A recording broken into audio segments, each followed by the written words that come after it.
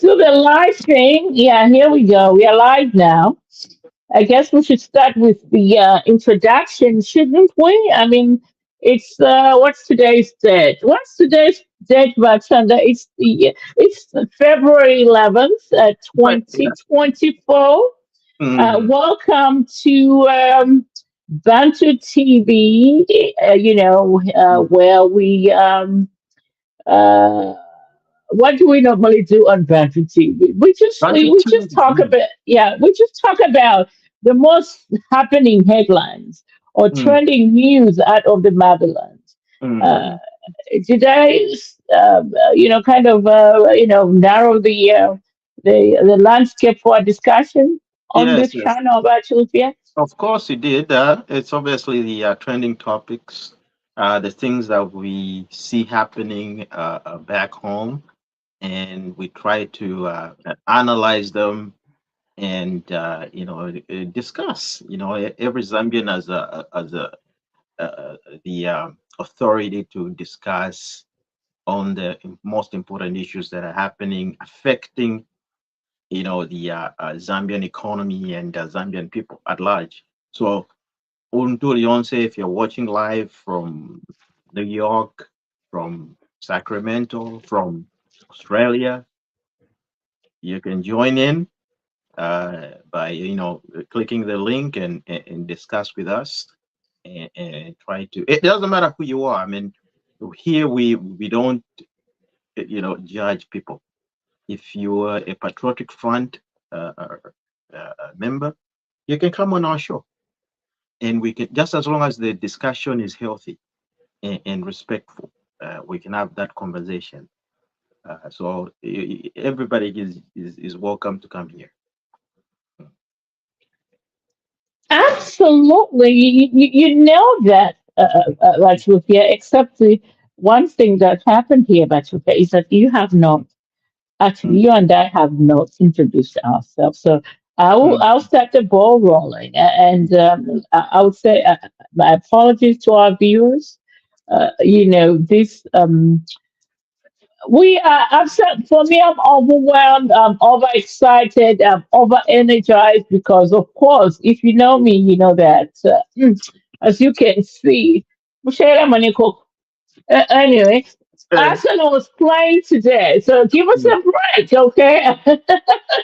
At of least course. today we are here on time, Mm, so mm. give us a break. So my name is Kulinda Shichinda.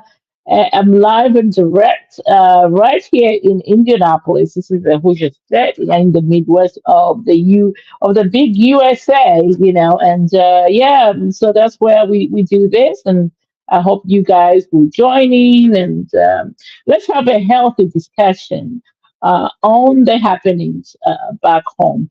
Mm. But you want to come in and Of course. muchaya kwa vuvuzelas. Adam of, of course. Chanda Chilufia coming live from Ontario, Canada.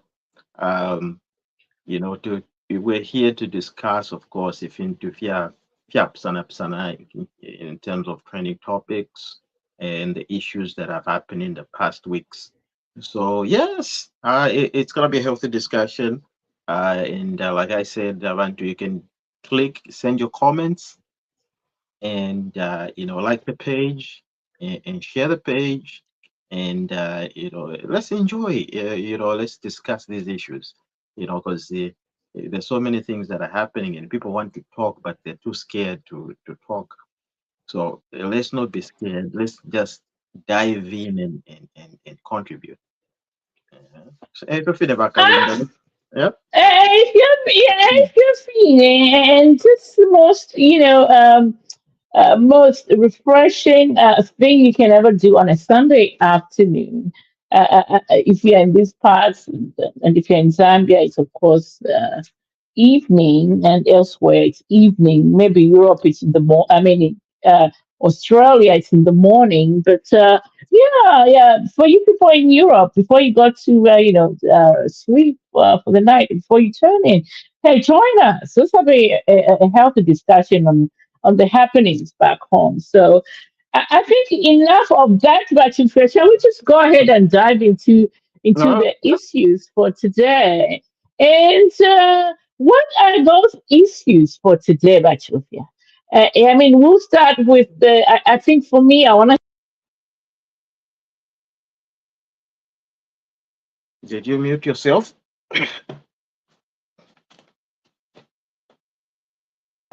Yeah, yes, I did. I was trying to do some stuff over here, but I guess when I go there, my phone mutes itself. Can you hear me now?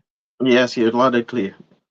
Loud and clear. So I guess, Patrick, I mean, there's no easier way to start this, but Mm, should we start? For me, I think the biggest story that a lot of the media miss in Zambia, mm, it's the mining endeavor and the revelations there.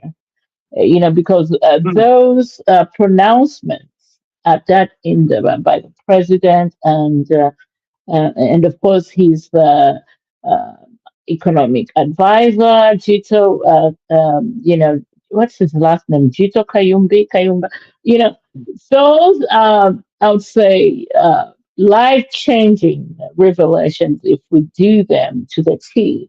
So we start with the revelation that in the last 2 years Zambia has received at least $7 billion. Now that's not a small feat or a small figure in the mining industry, and of course on the heels of that, cobalt metals, which is being spearheaded by these American investors, namely Bill Gates. Who else did I miss in that equation? I think it'll come Jeff to me in a minute. Bezos. Jeff Bezos, yeah.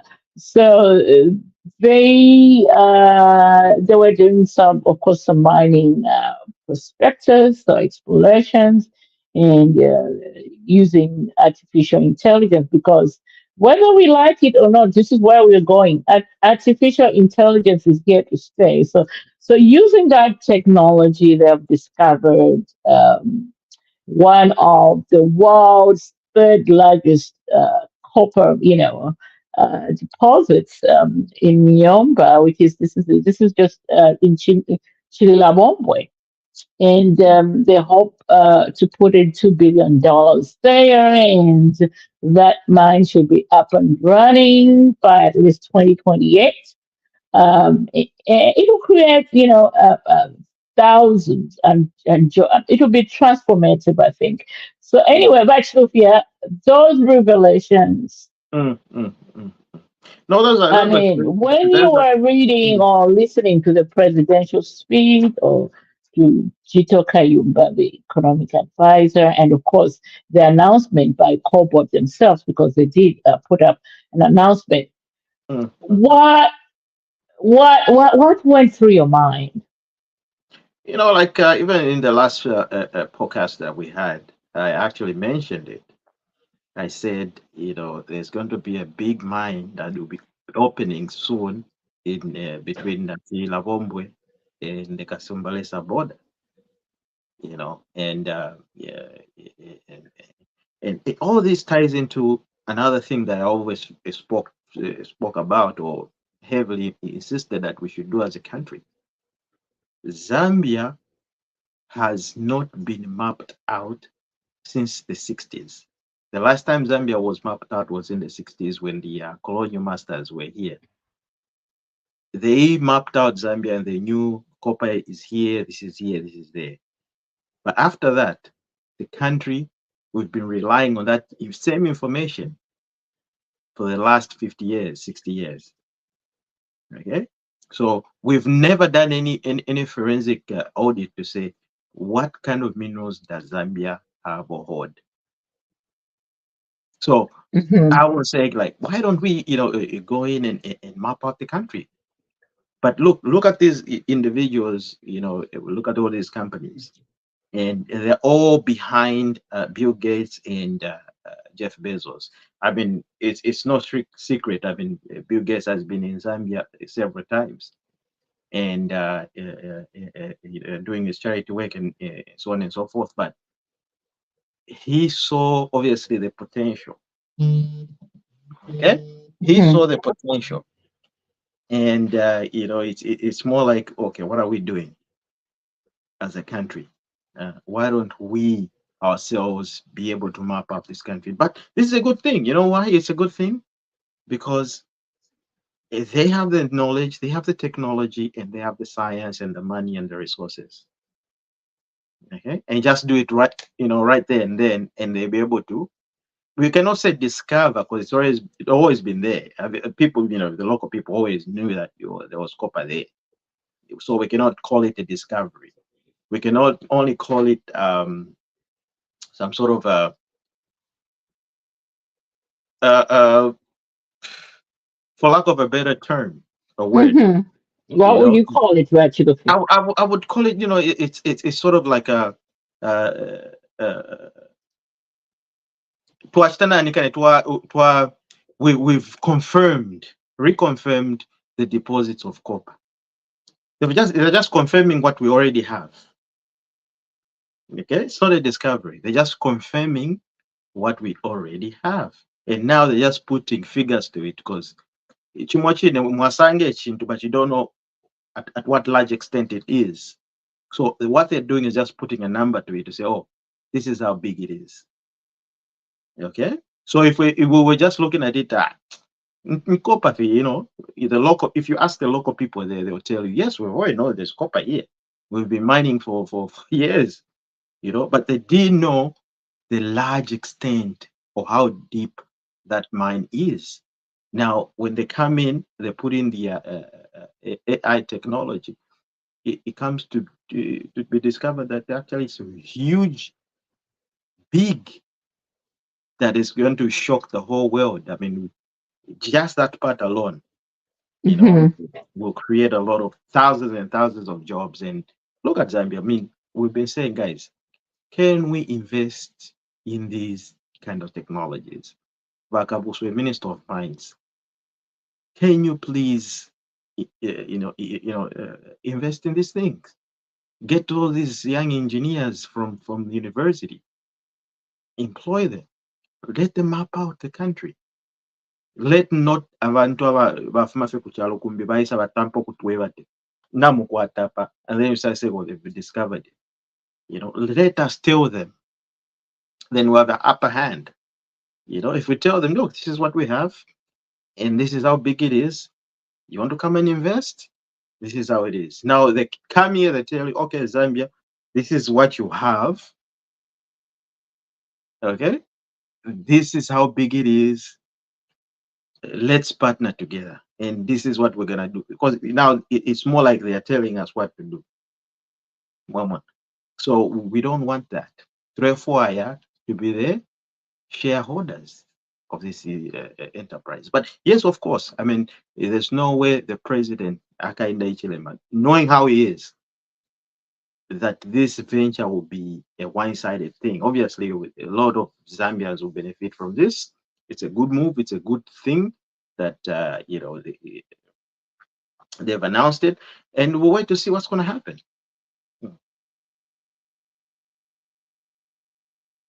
Hello, you're frozen.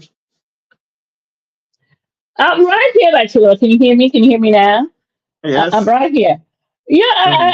I mean, so let's look at the figures. We are talking about being the third biggest high grade copper producing country, starting in 2028 at Miombo copper mines. So where it is expected that they will be producing 6,000 metric tons of that high grade metal. Only uh, third to Chile, which is now producing about 1 million tons of the copper. And then who else? Indonesia is producing about 720 metric tons of it. And Mhm. then Zambia in Africa at 600,000. It's just, I don't even know which word I need to use, but it's mind boggling that after 60 years of self rule from the British. mm, We are only getting the figures now, mm, you know, and then you also are looking at. Now, I don't want to go in. I don't want to go into that where we are labeled it's one of the poorest countries in the world when we have such resources. mm, Okay, and mm, Jeff Bezos and Bill Gates are putting up $2 billion mm, that we cannot. And I think the caveat for me is the pronouncement from the economic advisor for HH, Jito Kayumba, who says, moving on forward, every new mine, we're going to make sure that, uh, instead of you just giving us shares or a percentage or taxes, we're gonna make sure that you guys give us a share of whatever mineral you're mining, so we can sell it ourselves. mm, mm, I mean, it's never been done. I don't know what mechanism they're gonna use. It's never been done in this country before. mm, I, mm, I I mean, that should be such mm. revelations. Yeah, those are good where reviews. where where we are saying, like, yeah, I mean, of course we can't go back and redo the contracts or the deals that we made with Mopani, KCM, Mm, Kalumbila, and everybody else, but the new mines that are coming on the market, like Niobra, we're gonna ask them, like, you're mining our copper, yes, 6,000 metric tons. Give us a cut on that. mm, mm. Yeah, yeah, of course. I mean, it's a partnership. The president has been preaching the word partnership for a long time now. And that's what we need to be looking at. We need to partner with all these individuals, all these companies, all these enterprises. Just to make sure that the Zambian people benefit. We cannot just leave it in the hands of the investor. Of course, we cannot do that. But that was the case. So now, because we got smart people in the government now, they're able to draw up certain contracts and certain agreements to say, from now going forward, this is how we're going to run our mines, this is how we're going to run our investments, and this is how we're going to partner with the country, Zambia, that owns, of course, the land, and whatever is beneath the land belongs to Zambia. So if you're an investor, you come in, you say, oh, yeah, oh, this is what we've discovered. But look, it's our minerals, this is our copper, and we'll partner. You want to work with us? This is how we're going to do it. You know, and like I said, we have a smart and intelligent cabinet and government right now. As opposed to what we had before, where they would just bring in a briefcase, and you as a leader, you just keep quiet and tell them do whatever you want. One. So that's not the way. That's not the way to do business. So yeah, it's a good move and it's a good thing. And yeah, I'm very happy for the people of Chilawombwe. At least the town now will start looking like a town. And hopefully they also build schools, hospitals, and so on and so forth. Mhm. Absolutely, Mm, absolutely. I mean, these guys that are coming into the industry, they really, they do have the responsibility to take care of our communities where they'll be getting these minerals from. mm, I mean, it can't just be a question of churches like it used to happen before. We can't afford that. We can't afford a situation where a country, I mean, a government will wake up one day and say, look, we are putting this mine on receivership because for whatever interest or reason that they have. and then send thousands of people on the street. We can't have that. So it'll be interesting to see. I mean, uh, I did look at the press statement from Cobord, and uh, they really didn't mention much in terms of like how many people are going to benefit in terms of employment or business opportunities from this mine. So as we move forward, I expect them to give us those details so we can uh, fully delve into what's going to happen on the copper belt, because whatever happens on the copper belt has a direct effect on the people in my mother's village, Mm, Gualo, because once they offload their dollars on the market, mm, that definitely will have an effect into the kwacha gaining its strength, mm, not as opposed to that's going on now, because the kwacha is losing strength because, come mm, on, let's face it, Zambians, we're not producing anything to export mm, to get the much sought after dollar. mm, So mm, it is what it is. But I'd like to hear more on this in terms of what comes with that $2 billion. mm, Give us more data. Give mm, us Imweba, Vachulufia. We want to know mm, what's going to come on with those dollars. So mm, that uh, our people benefit uh, mm. from these investments. And guess who just joined us? Who? I guess he just finished celebrating Matuvi United won just a few minutes ago. I guess so I played Aston Villa, so he was doing a little celebratory dance. Really?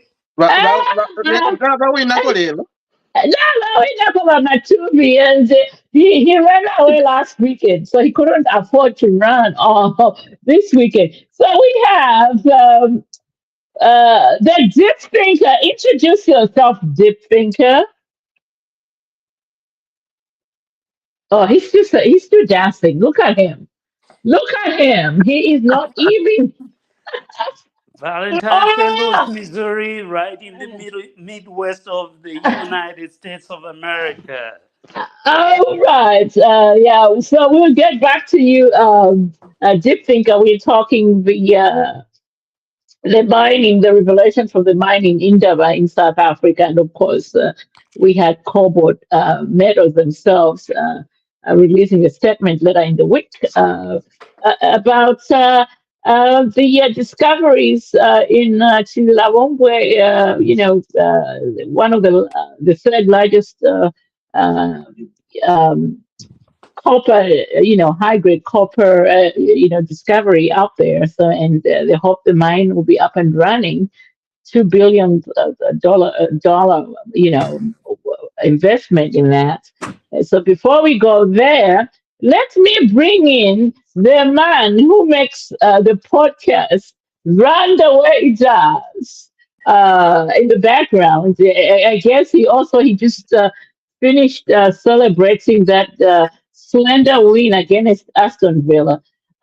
Our publicity secretary, Mr. Combe, please welcome to the podcast and introduce yourself. Thank you so much. It was a great win. We are so excited. I hear our friends won by so many goals, and they forgot that it was only 3 points, the same 3 points that we won the game for. But we're not mentioning any names here. We are united for life. And thank you for having me, Madam Moderator. Good afternoon, Mr. Chanda. It's always a pleasure to contribute and to take part. Thank you. welcome, Wakombe. Welcome, my deep thinker. It's good to have you guys join us and into discussing a lot of issues that we need to table out today. Iliashiria Bola. mbona ineni mfuala nshiretina nokutina ni mfuala jezi yanji wino fye, you know, but We know you. imona mutina tamurefu anokufuala na jezi kashi mwavapa katepo mwavapa namba shani shaitwa nokuishwa kashi are you going to relegation or what? I don't understand. Sorry, I couldn't put on my jersey. I was in the warehouse where we keep our Oh my God. trophies. I Oh like the my smoking. God. Look at that. Mulipata namba Look at shani that. bani, mulipata namba shani. Samuel Look at relegation. look at Deep Thinker showing his red. He thinks like he's on what is that? He thinks he's on a what is that dating show? But anyway, let's not go there. This is not the time to talk the Premier No, League. it's no. Yeah, We just because some of us next year we're not here. Okay, so let my voice is let's gone. move forward. That was just you know. Eka uncle. Yeah, let's Mm. move forward. Did think we were talking about? Oh my God! Oh my God! Oh my God! Oh my God! Eh, Error oh one my year. God! Error Erwanya! one year. Erwanya! Ini timu ya Erwanya! tano hili. Erwanya! Erwanya! Na Anywho, chafo kuipusha ati mulipana namba Oh shani bane. yeah. Number Mwavapa 6. namba shani. Number 6, you're only 3 games ahead of us, so we're not moved. You guys are the most. Imwanangupa friendly mwawina ligi tailamba. You celebrate like you've won UEFA. We know you. Awe, this season anyway, tamwatikate. I'm exhausted just looking at the color red. That color red on Vakombe and Deep Thinker. I'm exhausted. Anyway, let's go back to the discussion.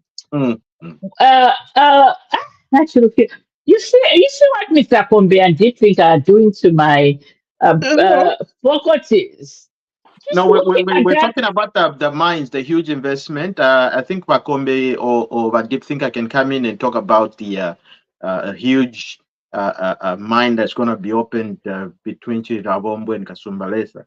That's being, of course, funded or run by Jeff Bezos and Bill Gates. Of course, we know who Jeff Bezos is. He's one of the richest people in the world.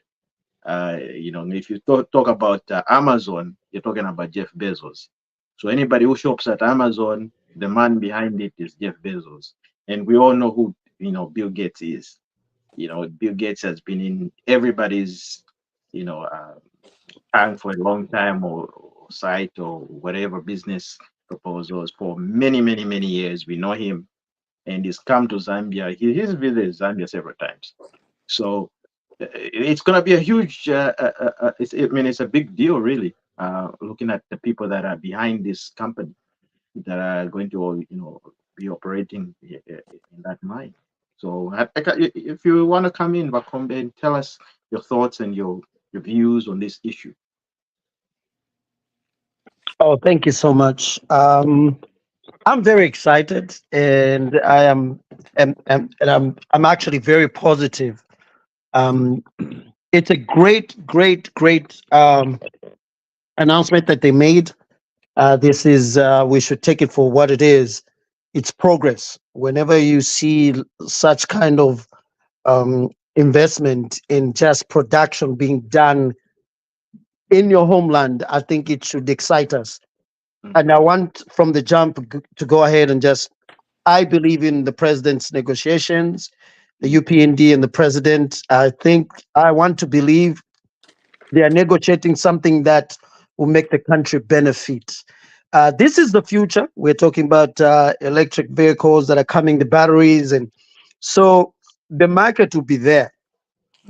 I would like to see the administration come out now and explain more from the point of value added, value addition. If they can explain that really nice to the local people, they'll equally be excited because this is great news. And I know some people want to focus on who is owning the mines. And uh, listen, we cannot do it. And it's okay to have other people come and invest in our country, provided our country benefits. So I hope and I know, I believe that our assets are protected, and as Zambian people, we are protected in this venture. So I'm excited. It was great news, and I can't wait to see how this impacts the locals and the country at large. Fantastic, fantastic. Oh Yes, yeah, Linda. fantastic! That's fantastic, welcome. But you did well there, and maybe before the deep thing could come in, we do have Mhm, a new entrant who missed last Saturday, but he's here today. mhm, And I have to mention here, I mean, I have to give him a special mention, Okay. because he is from my father's village. You Mm, know, we share my father's village, mm. Shikatende. Mr.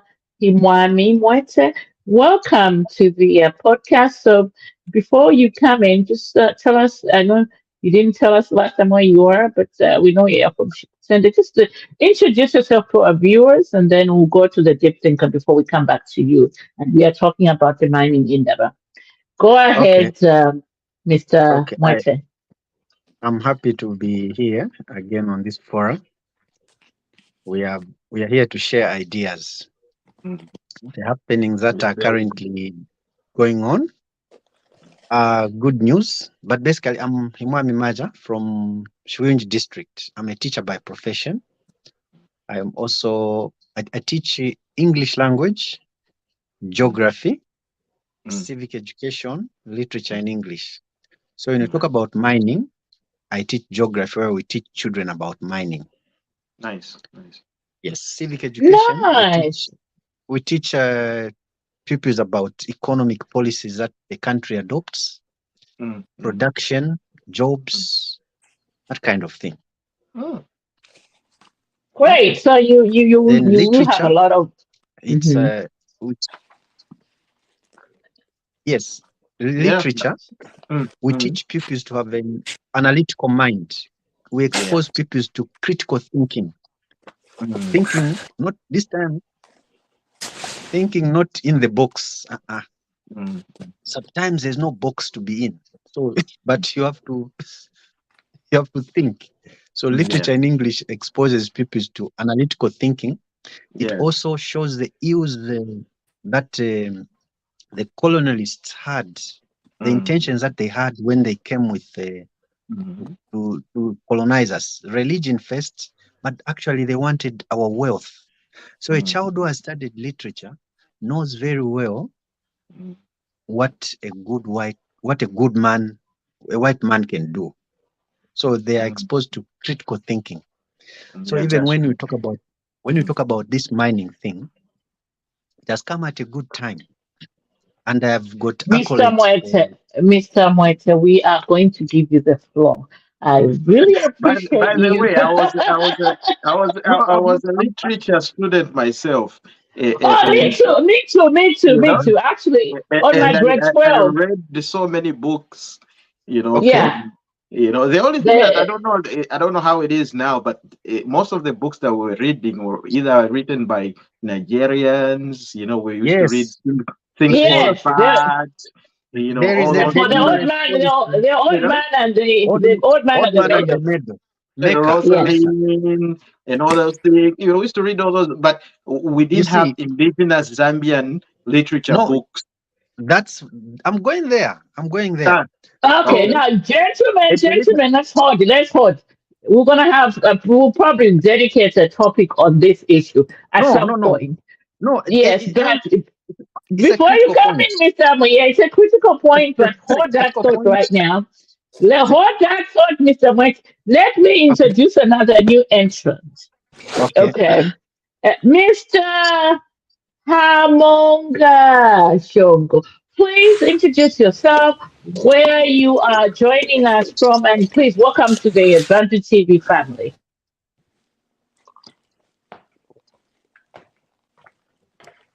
Mr. Jongo? Okay, I guess he's too. He's a Manchester United fan, so he's still dancing the win over there. So, Deep Drinker, come in. We're talking the new mining, Yes. the new mining,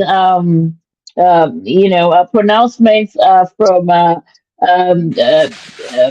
cobalt metals, and of course from the government of the Republic of Zambia. Your comments there, Deep Thinker, I'm interested to hear from you what you have for us on that. Thank you very much, and good morning or afternoon, everybody. I'm so excited. We Manchester United, we're not like Arsenal. We celebrate, and this is time to celebrate our win as well as the development that is going on in our country. I'm excited about what the UPND government is doing. I'm excited about the prospects, what the future looks like for Zambia and the young people. Because we're doing all this for the young people. We want a better future for our children.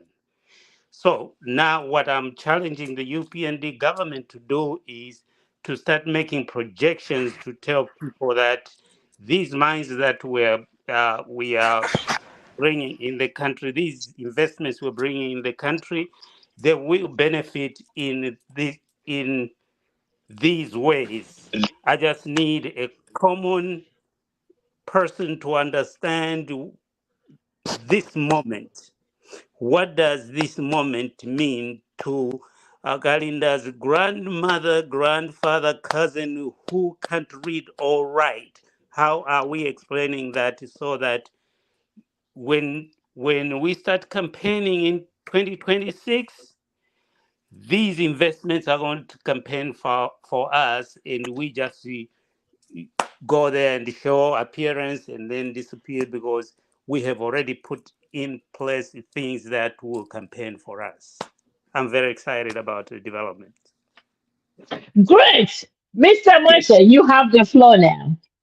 Now I have the floor. I was Mhm. supposed to finish my thought on literature. It's important that I I'll give get you to I'll give you 30 seconds on that, and then 30 we jump seconds. into the mine. Yeah. Hmm.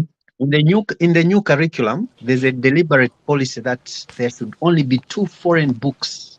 The 3 books that the people should study should be Zambian books, Zambian authors.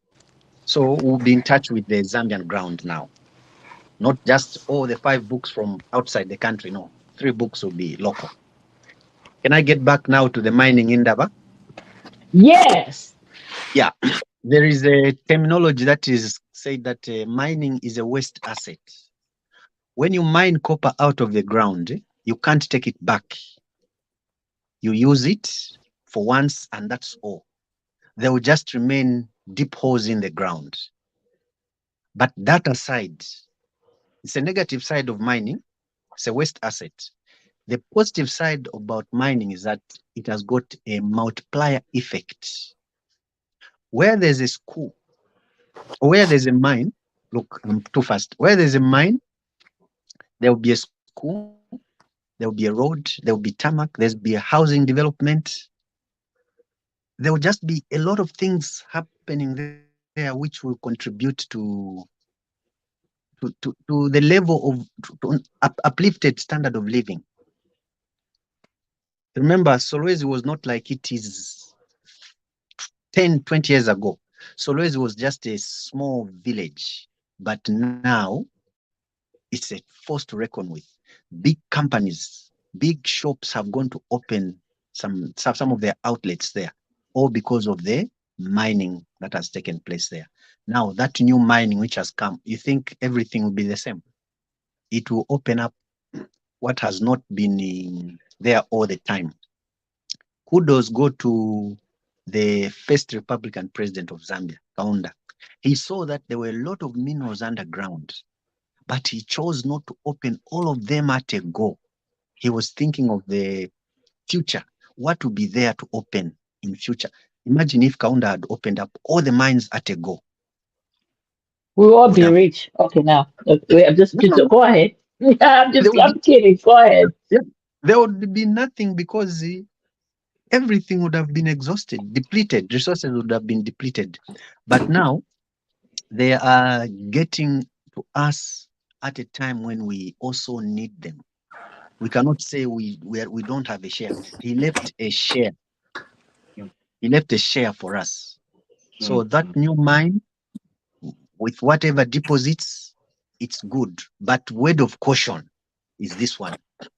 Mm-hmm. I want to suggest that the period of prospecting should be very small, should be very limited. It should not be like 4 years prospecting.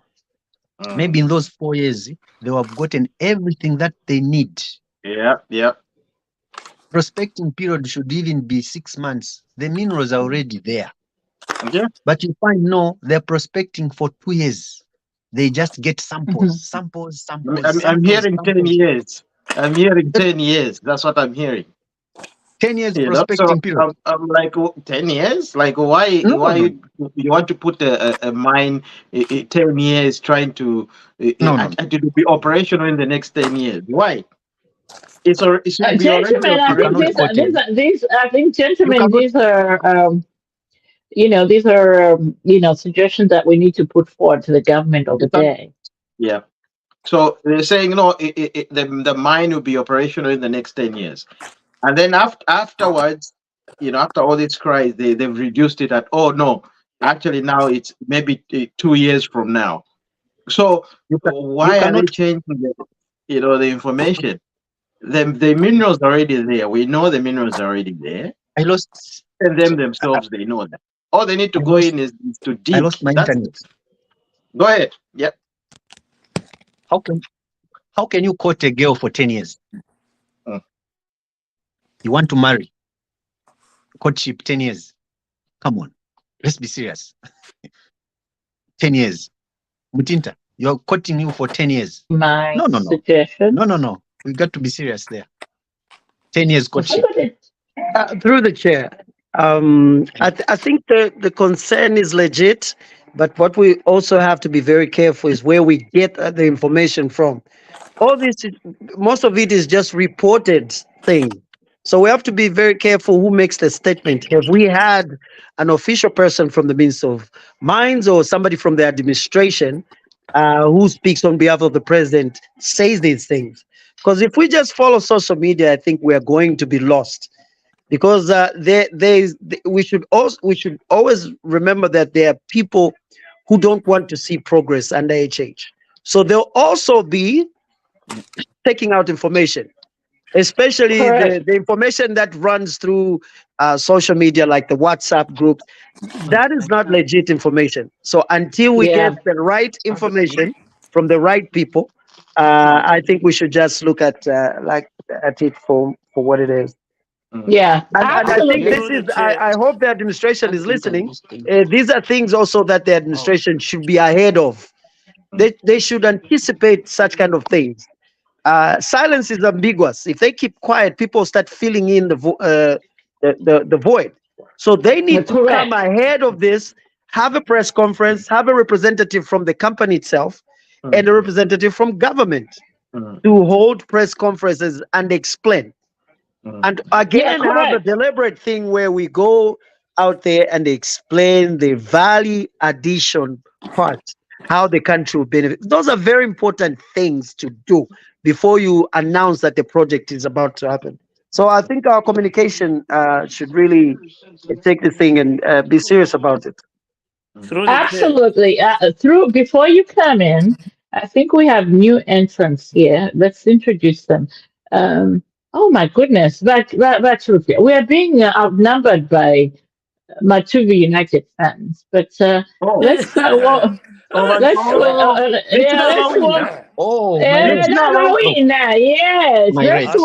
another. So let's welcome another. They're like PF. Oh, come on. Dick Clinton, hold to this. Let's welcome another Manchester United fan here. Welcome to the podcast. To go neutral now. Neutral? Okay. We lost I've gone neutral now. Okay, all right. All right. Through the chair before you come in, let's bring in another new entrant. Mr. Chongo, he did send me a text that he was having issues with the internet. Is your internet working okay now, Mr. Chongo? You want to come in and introduce yourself and add your thoughts on the mining industry? Okay. Zamto is giving him problems still. I guess we move on. Bakalapa, you were saying something. Through the chair. Mm-hmm. Through the chair. You see, if I'm to say something here, we we are not speaking from without. Mm. If whatever we're talking about concerning the lack of a proper statement from the government or the mining houses regarding the new mine, at least they are hearing our concerns long before they even hold that press conference, where it should be said the prospecting period should be very minimal. The minerals are already there. We are basically like whistleblowers. We are telling them what should be there and what we want to see work for our people. The period of prospecting, that one we should just be serious about it. 10 years, even if it's on social media or wherever it is, that 10 years is not welcome. It's too much time. They can recoup their money in a short period of time. Correct. And this is why for me, I know, yeah, I know there's this conflict about the time frame with prospecting and everything, but I'm so excited about our American investors that are coming in the Miomba mine, in Bezos and Bill Gates. They are telling us, hey, people, our mine will be up and running in 2028 after the fact that they have done in their prospect. So I mean, there's a concern there. We Mm. get it, but I think the new investors that are coming in, they're also quick to get the mining up and running and get their money back, one way or the other. So I guess with that said, Bakalapa, before do you have a thought there before we move on to the next topic? Mr. Kalapa is still celebrating a slender 2-1 win over Aston Villa. That's correct. Now let's go to the next topic. Topic, Oh, yes. somebody, did I hear somebody? No. We're just waiting for the next topic. Yeah, I think we Okay, should. Yeah. next topic is my favorite topic of the Mhm. day. Mm. And this is a topic about Chishimba Kambuli's. Now, I'm not French. I'm going to try to.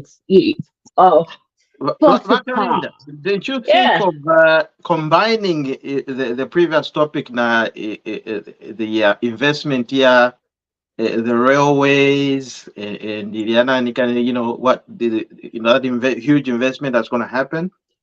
No, I think let's No. take a break from that. We'll No. go back to it later. Yeah, take a Let's talk break. about Yes.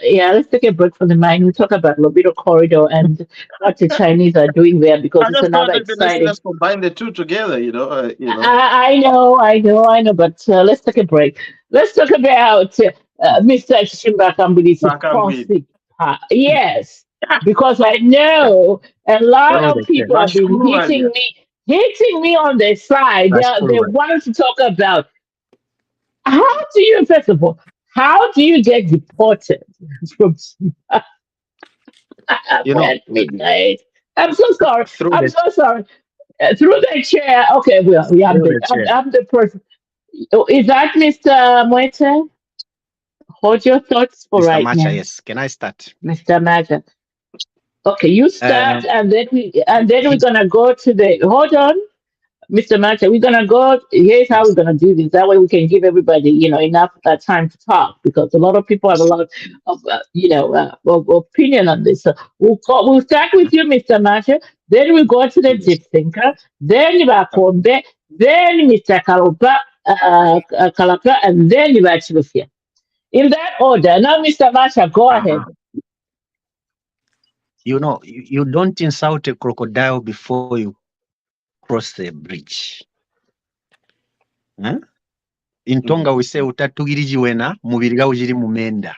While your body is in the water, don't insult the crocodile. Crocodile. You see, we are talking about a man who knows the laws very well. He's even called honorable sometimes. I wonder why they call themselves honorable, even when he's nowhere near parliament, near cabinet. Honorable Kambwili, Honorable Kambwili. Are those titles for life? That man knows very well what it's like to go out of the country. He doesn't need any education. That when you leave the country, like I did, I used my passport to check out. You don't leave the country without it. Even to just, there's even a traveling document. There's a most basic of document, just a traveling document for just a day or an hour. You can be allowed. People in Livingstone use those things to go and shop in Zimbabwe. Yes. Just surely. And for that case, he's a man who is who has a prison tag on him. How?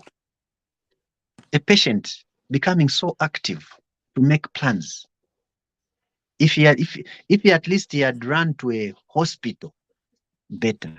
But no, the man is just umine wa sushi.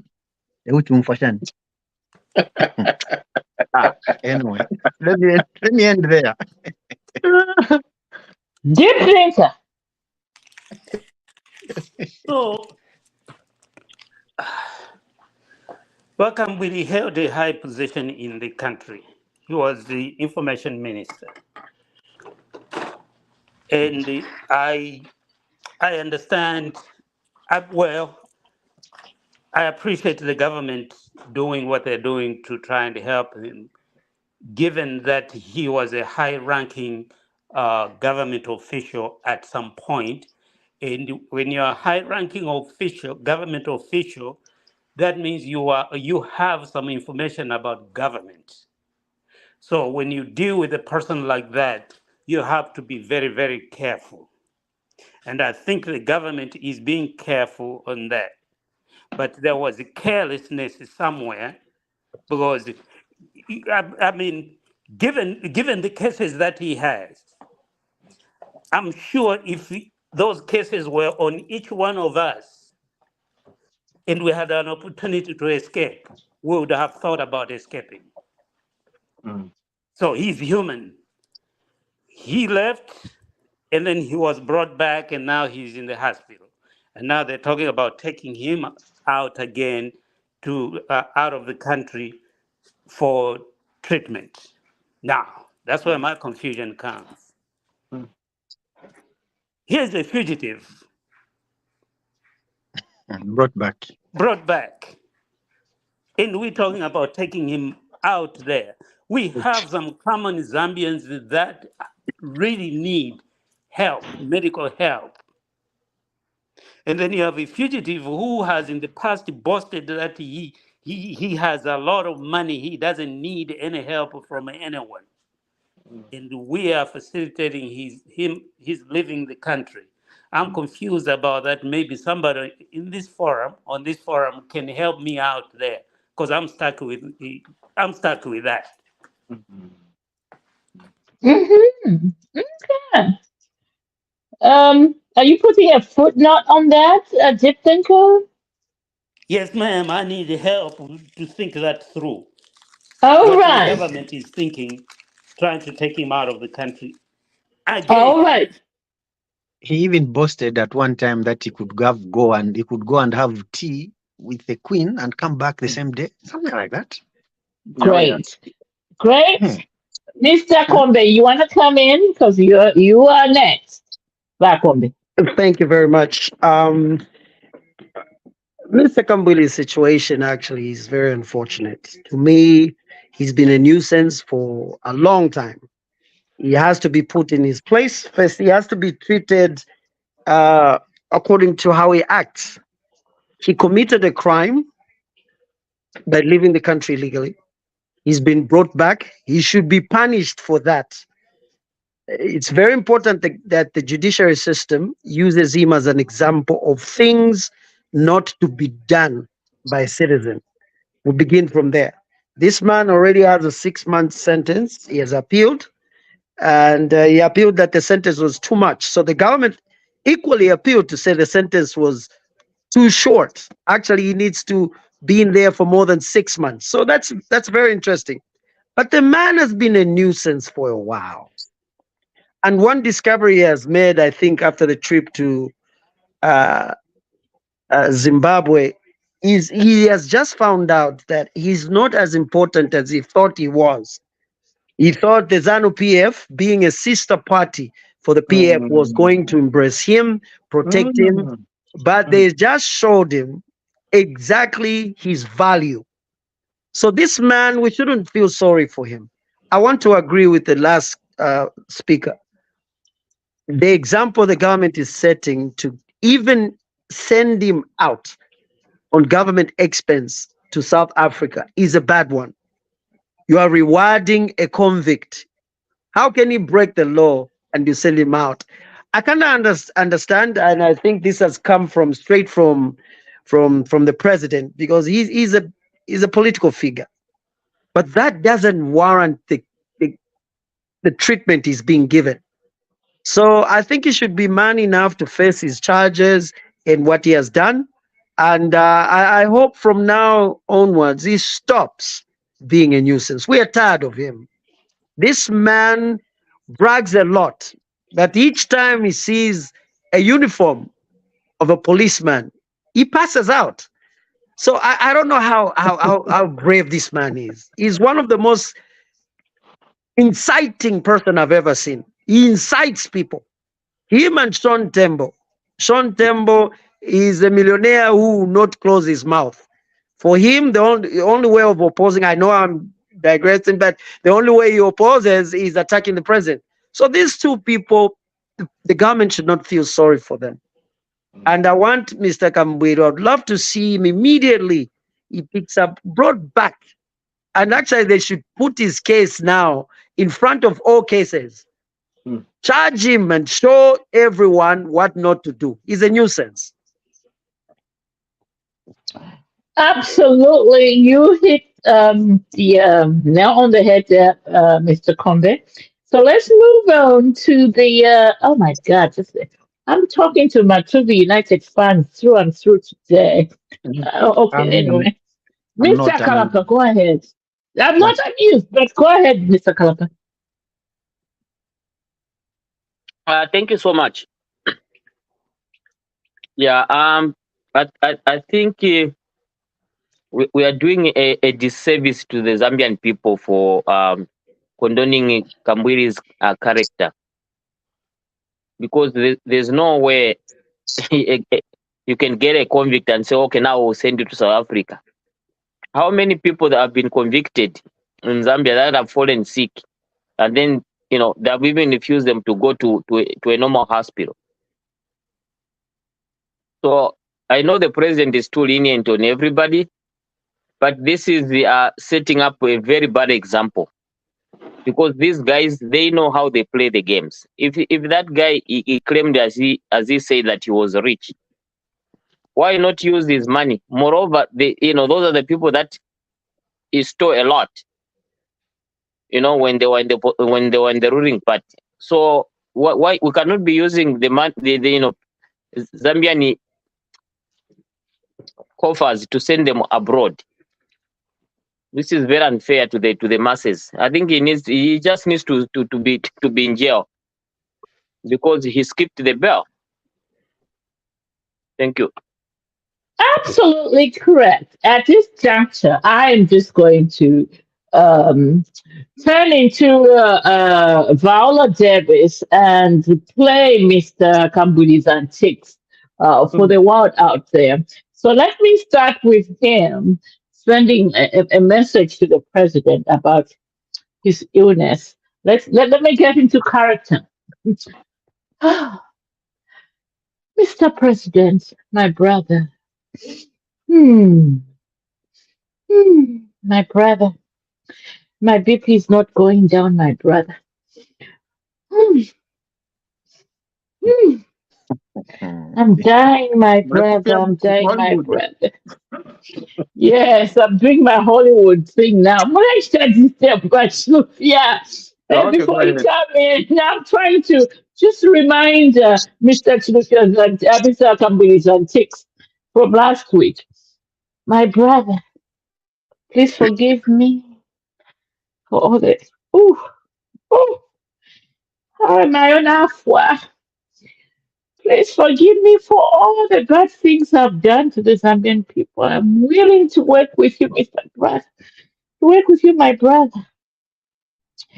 But my blood pressure is not going down and my blood sugars. Please, my brother, I need to go to the hospital. Help me. Hmm.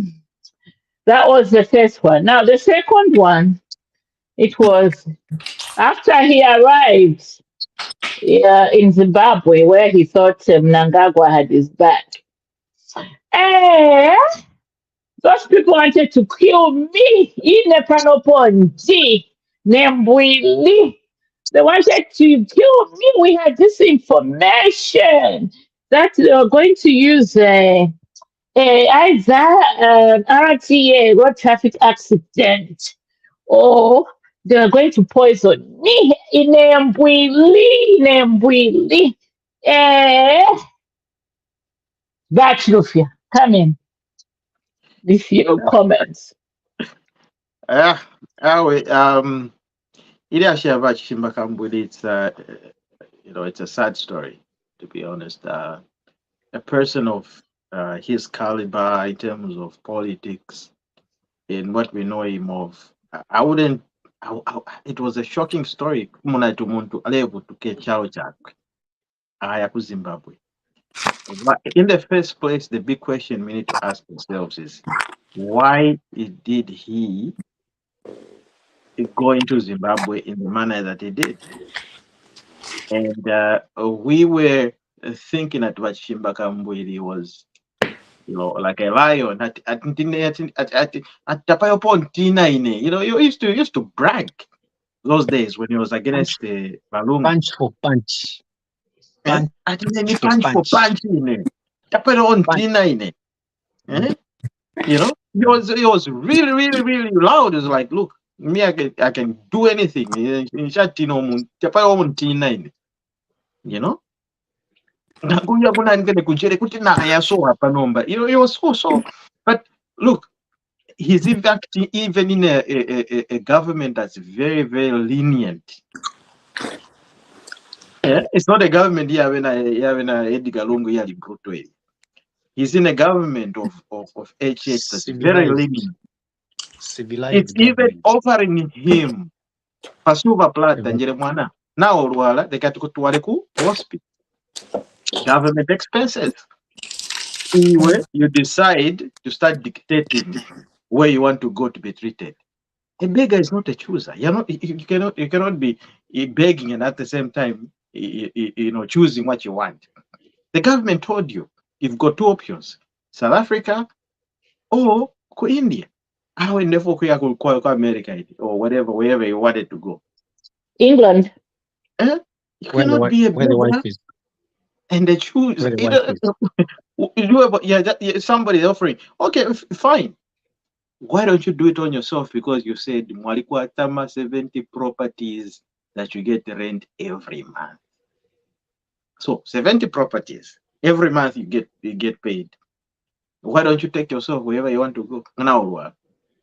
Now, so that's where everything it becomes confusing, because this is an individual that claims to have a lot of assets.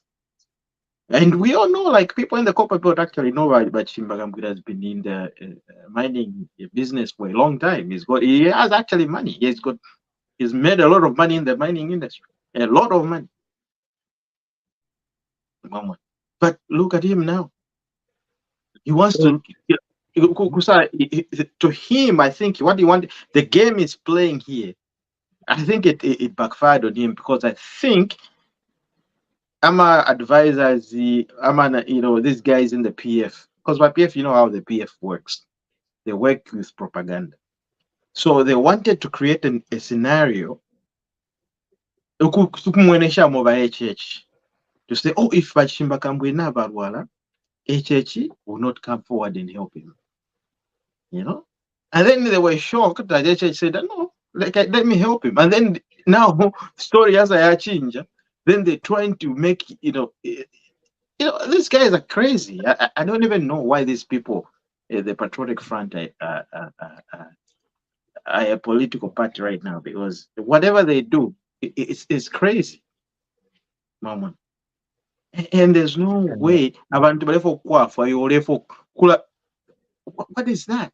Now he's back in the country. Bamusta deport to Zimbabwe kulia. He's back in the country. Yeah, and I hear he's admitted kuma in Asoko. Now, if you are an individual, after 5 senses, you can just go and say, "Look, Mr. President, I'm sorry, I was being used by these guys." Okay.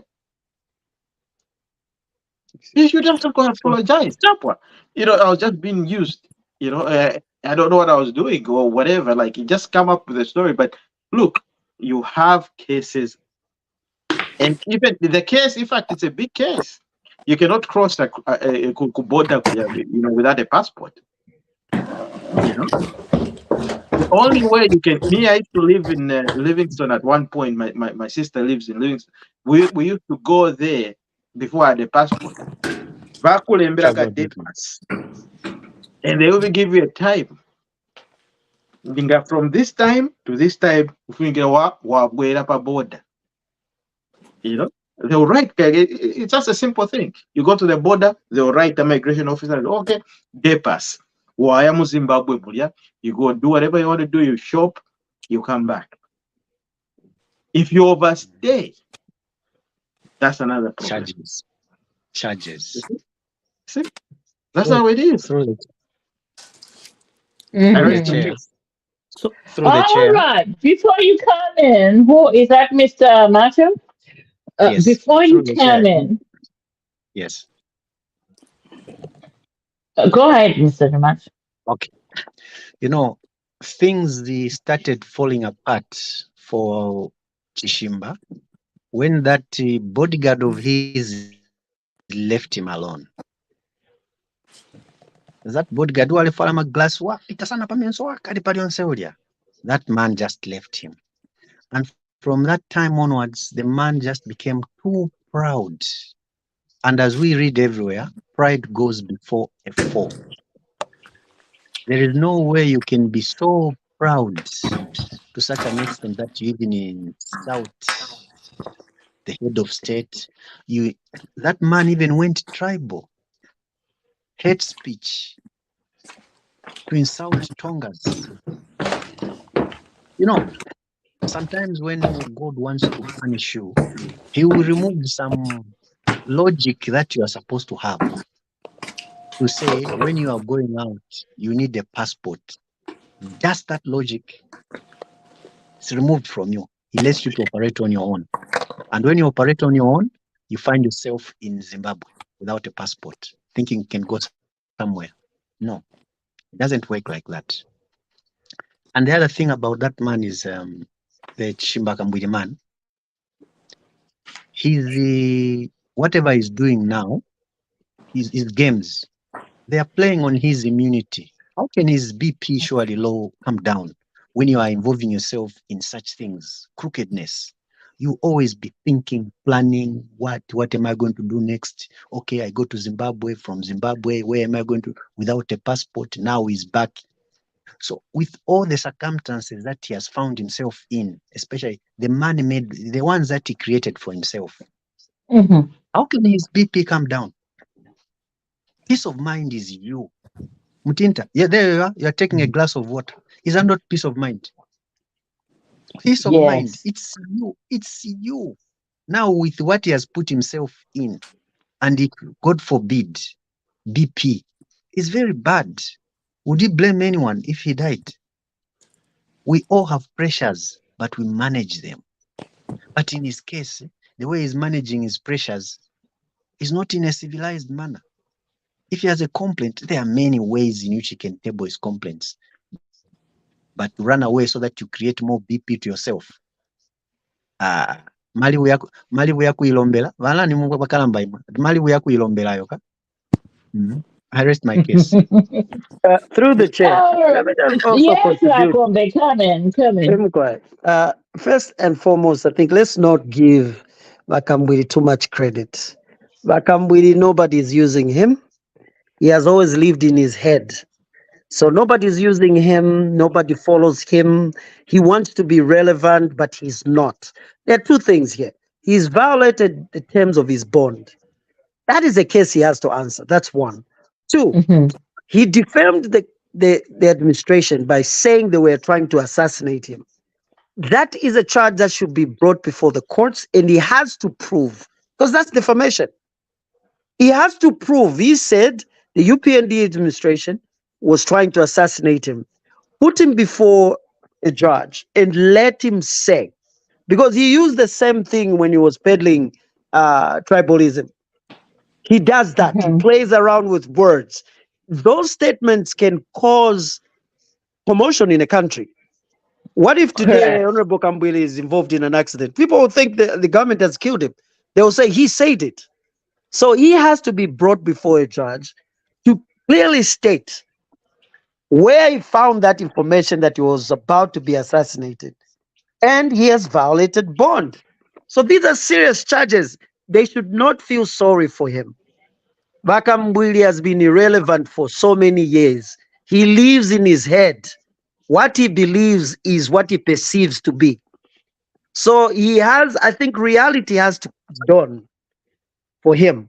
It's the only way he will stop. Noisemakers you always have. He wants relevance wherever he goes. That's the reason you saw him insult even the former president Lungu. At all stages he was.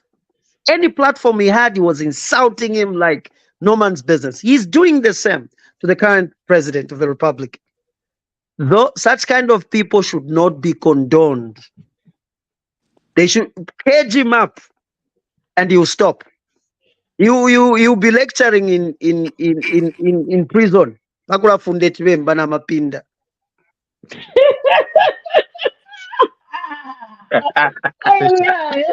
Oh my All God, right. All right. that's Wow. hilarious. That is All Wow, right, people. hilarious. All right. Deep thinker, you've been too quiet. You come in before we go ahead introduce the next topic. Uh, for me, I'm waiting to get more information about Chishimba Kambwili and his escape and all that. Uh, Nothing convincing has been put out there for me to make a statement on that. But what I do know is that politics is a game.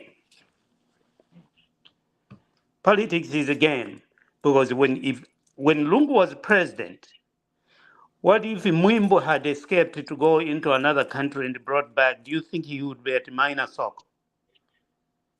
Definitely not. Okay. So at this point, I'm not sure if government is involved in protecting Kamwili because he probably has some information against Lungu because media reports say the Lungu was blocked from seeing Kamwili at minor soccer. Well, I don't know if you all saw that. Yeah, we also got, but you see, Lungu, that was a photo op for him. Correct. Lungu has no way right now. Lungu is in a conundrum. He doesn't know where to go, because everywhere he goes, he's not wanted. Well, But anyway, let me not go there. Go but ahead. if he Kamwili jumped the bear and came back, why haven't we heard the media statement from the Minister of Home Affairs that about how they're going to go about this issue, given that he jumped the bear? Everybody's quiet, unless I just missed it somewhere. No, you haven't because the statement from. I'm sorry, but that's how I call him. Indeed, this is a term of endearment to him. Jack Mwimbo. His statement last week was we worked with the Zimbabwean immigration authorities to locate Kambwili, and we found him. They found him. He was arrested. They deposited him at Chirundu border, and then we picked him up. So That why was haven't Jackie we rolled out? Jimunyamwimbo's statement. Why hasn't somebody rolled out how come we left the country without permission? They're just talking about coming back in with permission from both governments. Yeah, I I think think Joseph, I, just you missed but that just one. I said it. think to Mr. Mwimbu's defense, it's not the job of Home Affairs Minister to announce charges. That's justice. So if I wouldn't be surprised next week to see a statement from the Minister of Justice on how they are going to proceed. The prosecutor coming and saying we're going to charge him with this, and they make it official. I think Honorable Mwimbu came in because it was still under the police services. So he was just announcing that a fugitive that who went has been deported and we've received him and this is where he is. So it'll be now somebody else to come in from justice, preferably I think the Minister of Justice, come and announce if they are going to press any charges. Yeah. In fact, like Jack Wimbu hinted, he said, like, look, this is more of a criminal offense, and the people that work at the border, immigration officers, they need to be checked because it looks like Chirundu border is a border where people will just easily slip in and slip out of the country, and that's national security. So if the country is having those kind of a lag on security, it needs to be checked. People need to be fired. So I'm telling you, in the next coming weeks, people are going to be fired in the So, immigration there for sure, because even himself he said it, and we need to make sure that we were providing enough security. I want to. They cannot just slip in and slip out of Zambia. Is that easily? You so, know. You so, know. Correct. so Correct. here's a Now, fugitive. Here's a go fugitive. ahead. Here's a fugitive. Because Kambili was a fugitive, unless there's some information that I don't have. He He's a was. fugitive, and then you put out a statement that he's going to be taken out of the country for treatment, but you can't put out a statement of how he escaped. They already put that on that statement. How did Different. he escape? Well, the thing is, a Zimbabwean agent showed up at the border with uh, Chichimba Kambuli's passport. And when he was questioned, that agent told immigration officers there that, look, I can't present this guy here because he's in the car. He's very ill in the car, so he can't walk to the immigration post to present himself.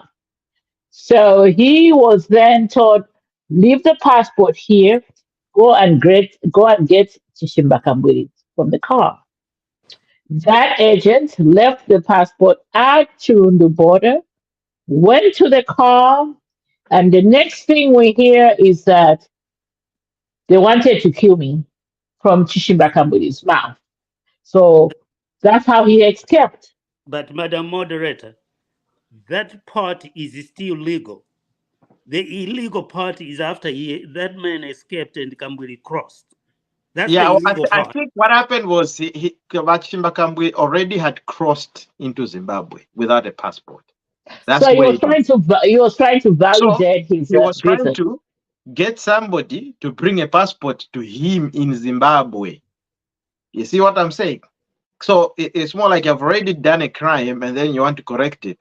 But the officials there, they were like, where, how do you bring a passport of you? Because you want, obviously Shimbakambwili told one person, can you go per border with the date stamp border so that it shows that I'm legally here.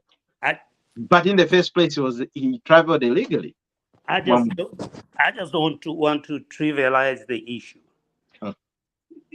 It I think looks there's like no. there's a government footprint in that escape. Who knows, man? At the border, Oh, there's so who many things knows? that Who happen. knows? There's too many things. Okay, I mean, we cannot this blame it on the government because the border, per border, paliaba bomba upon immigration. no, we should blame the government right Rufia. Who is in charge of hiring those people? No. It's the Like, government. these are the people that have been working there for years. Yeah, they should be fired if they are found wanting. And okay, I think this discussion can go on and on. So we need to move on to the next topic Okay, that we that's good. have. But here is my final thought on this because I didn't really say anything on it.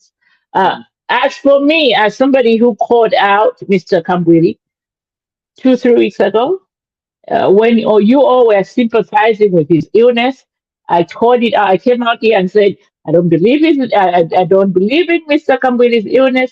I think he's cooking up something, and here we are. However, here is my message, and I'm looking at my message to the president, my message to Mr. Wimble. I know you people are very kind-hearted. However, Mr. Chishimba Kamburi committed a crime, and since we've been preaching about the rule of law, I want to see that happen in this case to the fullest extent of the law. And that's my final word on that. So now we move on to the next topic. And the next topic at hand is uh, we are going to go back to what I'm calling the copper rush dilemma that Zambia finds itself right now. So this past week we had a symposium uh, by the Lobito Corridor folks that are, this is being basically being engineered and propelled by the U.S. government with of course, partnering with the European Union and the African Development Bank. It's worth $2 billion. So if you've been living under the roof, that Lobito Corridor project is supposed to set up a modern um, rail line from from Angola all the way through Zambia to Congo. Okay, it's worth $2 billion. And the Chinese didn't want to be left out. Guess what they handed in to our transport minister Frank Tayali on Thursday? They handed in a proposal to upgrade the Tazara rail line with $1 billion. Gentlemen, let's start with you, Mr. Kalapa, who has been very quiet. I know you are. I know you are. Celebrating Matuvi United's win or rare win today. What do you think of these developments in the Zambian, sector? $2 billion from the Americans and $1 billion from the Chinese, Mr. Kalapa. I guess he's not here or he's still celebrating. How about we bring in Mr.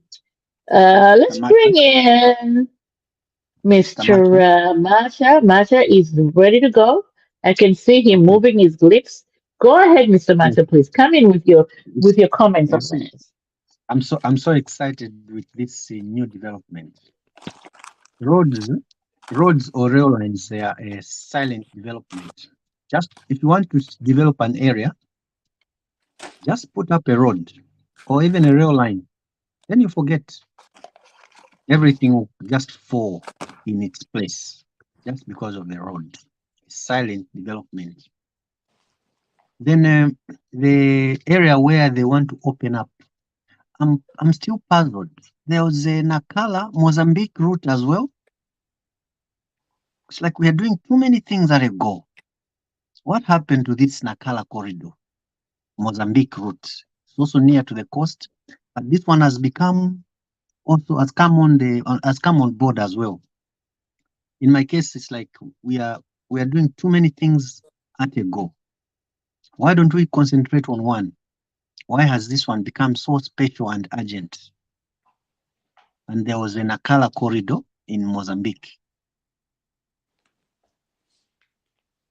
Good question. Good question. Yeah, that's a valid question there, Mr. And Masha. there's an answer to that. All right, go ahead, Batuta, since you're coming in already. Well, what we need to look at, we need to understand how the whole system is working right now. Okay, the biggest mining company is going to be operating in Chilabombwe, and there's also another bigger nickel mining company that's already we know about it. Now, what we need to understand is because the world is moving in the electric company, electric vehicles, and all that stuff. The most basic stuff that's needed to manufacture those products are in Zambia and the Congo. So that's the reason. So Zambia and Congo share one common denominator, which is cobalt. So we are looking at all these investors trying to bring those products closer to the shores or closer to the ocean. How are they going to do it? Is by making sure that Zara is at the level of the 21st century, standard, so that when the cobalt is being shipped from Copper Belt or wherever, any part of the country, to the borders, it reaches at a faster rate and faster space. Mama. Same thing. Now kuna Copper Belt kule. So that's why they merge. That's why these companies merge. And you see, the Chinese and the Americans or the Europeans, they understand these things and they know that Zambia is a big part in this revolution of motor vehicle industry. It's a big deal. But us as Zambians, we don't understand it and we don't know it. But we'll understand it in the next coming 10 years, maybe, when we start seeing the fruits. That's why I agree with the current president and what he's doing. He knows what's going on. This is not like, I'm telling you what's going to happen in the next 10 years. This country will be transformed. Nobody will be talking about but what we need to be looking at is this. This is a revolutionary kind of industry that's coming up now. Electric vehicles. Most people have electrical vehicles, electrical bikes. Yeah? Scooters. They're all electrical now. So same thing. Even in Zambia, we need to see Abantu start riding on electrical bicycles, electrical scooters. If you can't afford a car, you should be able to afford an electrical scooter. And all these things are going to be made possible by what we have already. The minerals. We already have the minerals. Go ahead. Through the chair. When you talk about those scooters, electrical things, I was almost running into one this morning in Coventry. In Coventry, it's a town where there are plenty. And when I asked around what happens, those chaps are even running around to go to school. Can you imagine? They are graduates. Cobalt can do a lot of things, adding value. Much as we shall mine the cobalt, we shall just transport it the way it is, unprocessed. And cry my beloved country. Before we even talk about maybe the road, whatever, why don't we process just a bit? We just maybe even separate something from something. Just adding some value. Because when you take away that cobalt, what else is in there? A lot of stuff. They will leave us with the infrastructure quite all right. Well, guess what? But people, you're gonna hire porters there, drivers. Yes. People be selling stuff to people are driving. So right there, you're talking about employment. Yeah, it's a multiplier effect. So now, hold on back though. Go ahead, Michael. But what I'm saying is, those the infrastructure that they want to develop, they are welcome. But we should also think of adding value to what is gotten from the grounds. Oh We yes, can we're adding value, just and some we're opening value. up, Mr. Martin, and we're opening up a battery factory in Dollar. Uh, Oh, so that electric batteries. Yeah, and also, yeah, yeah. that rail line will just transport finished batteries. Eh? Yes, I mean that's Oh one yeah, of them, and you never know oh what yeah. else is coming. And also, you also have to think about the Uh-huh. fact that it's not our money. Guess what? It's the Americans who are opening up that Lobito corridor project because they want to transport those electric batteries from Dollar. They want to transport the copper that we're talking about in Miombe and the copper in in the Congo DR. It's Okay. their money, so Okay. that's where they look. I mean, it's not coming. It's not money coming that the taxpayer Zambia is paying for. It's the Americans that are paying, and they're looking at their companies that are opening up in Miombe and that Mhm. electric battery that they have invested millions Yeah. in dollar, and Mhm. then the Chinese. Who knows what's happening in the Eastern Province? What minerals are in the Eastern Province that the Chinese are looking for to get? So I've already maybe spoken a little bit too much on that. Let me bring in my brother, the deep thinker, to chime in. All right. So I've heard different views about these investments coming to Zambia, and for me, it brings me joy in the sense that to grow an economy, you have uh, work for people. The more people get jobs, the more the kwacha is going to circulate. And that circulation Correct. of kwacha helps with the development and the growth. Because I cannot start a business if I don't have the initial capital. So I have to get That's a job correct. to get initial capital to start my own. I don't know where the Zambian government is going with this, but what I visualize is that these investors are going to come in, and the more over the years, the more the Zambians are being empowered, then they will phase out these investors. Because when you empower Zambians, they will take over a lot of things. It's only when you don't empower, just like during colonialism, the Africans were not given the education, which means they were denied that empowerment to take over the government. So the few elites are the ones that took that fight to the colonialists and convinced those that were illiterate to join in. That's the same thing with these investors.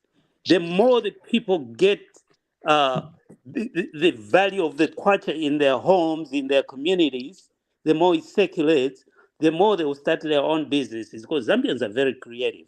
The more they start their own businesses, and the more they start their own businesses, they are going to start buying shares. And the more they start buying shares, eventually we just take over the economy of the country.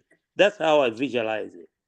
Oh, great, deep thinker there. And since you're talking about Zambians being creative, let's not forget that we sell, what is that called? Congo dust. I need to figure out what that Congo dust is. But now I'm digressing. Let me Mutinta. bring in, Congo dust. Congo dust. let Mutinta me, da bomba. Mutinta. yeah, let Congo me dust is a bring danger. in. Congo dust is a danger. It brings about many people. Population boom. Population boom. Yes, exactly. I mean, I just have to break the ice. Today we are too Oh, serious on this show. We need to be a mhm. little, we need to inject a little fun. But now let me bring in a new entrant to the podcast.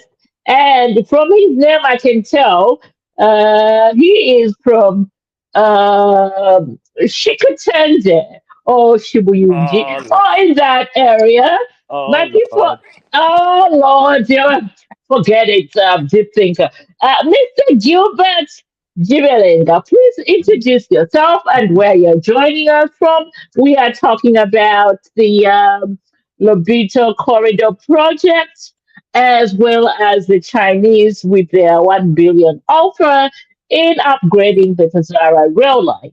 Where are you on those two subjects? I think so. I know you're driving. Looks like you are muted. You unmute yourself, sir. Let me see if I can do it from here. Sorry Unmute about that. yourself. Go ahead. Yeah, I just joined in. I didn't actually look at the topics that you're going to cover today. So I'll just let you guys go ahead and talk. If I have to come in, I'll put my hand. Yes, my name is Gilbert. I'm in Dallas, Texas. And Chivelinga. Great. I fact I got Jibelenga. a friend by that name, Chivelinga. who? Gift. It's Jibelenga. Oh, He's from, gift. I He's claim probably he's, your relative.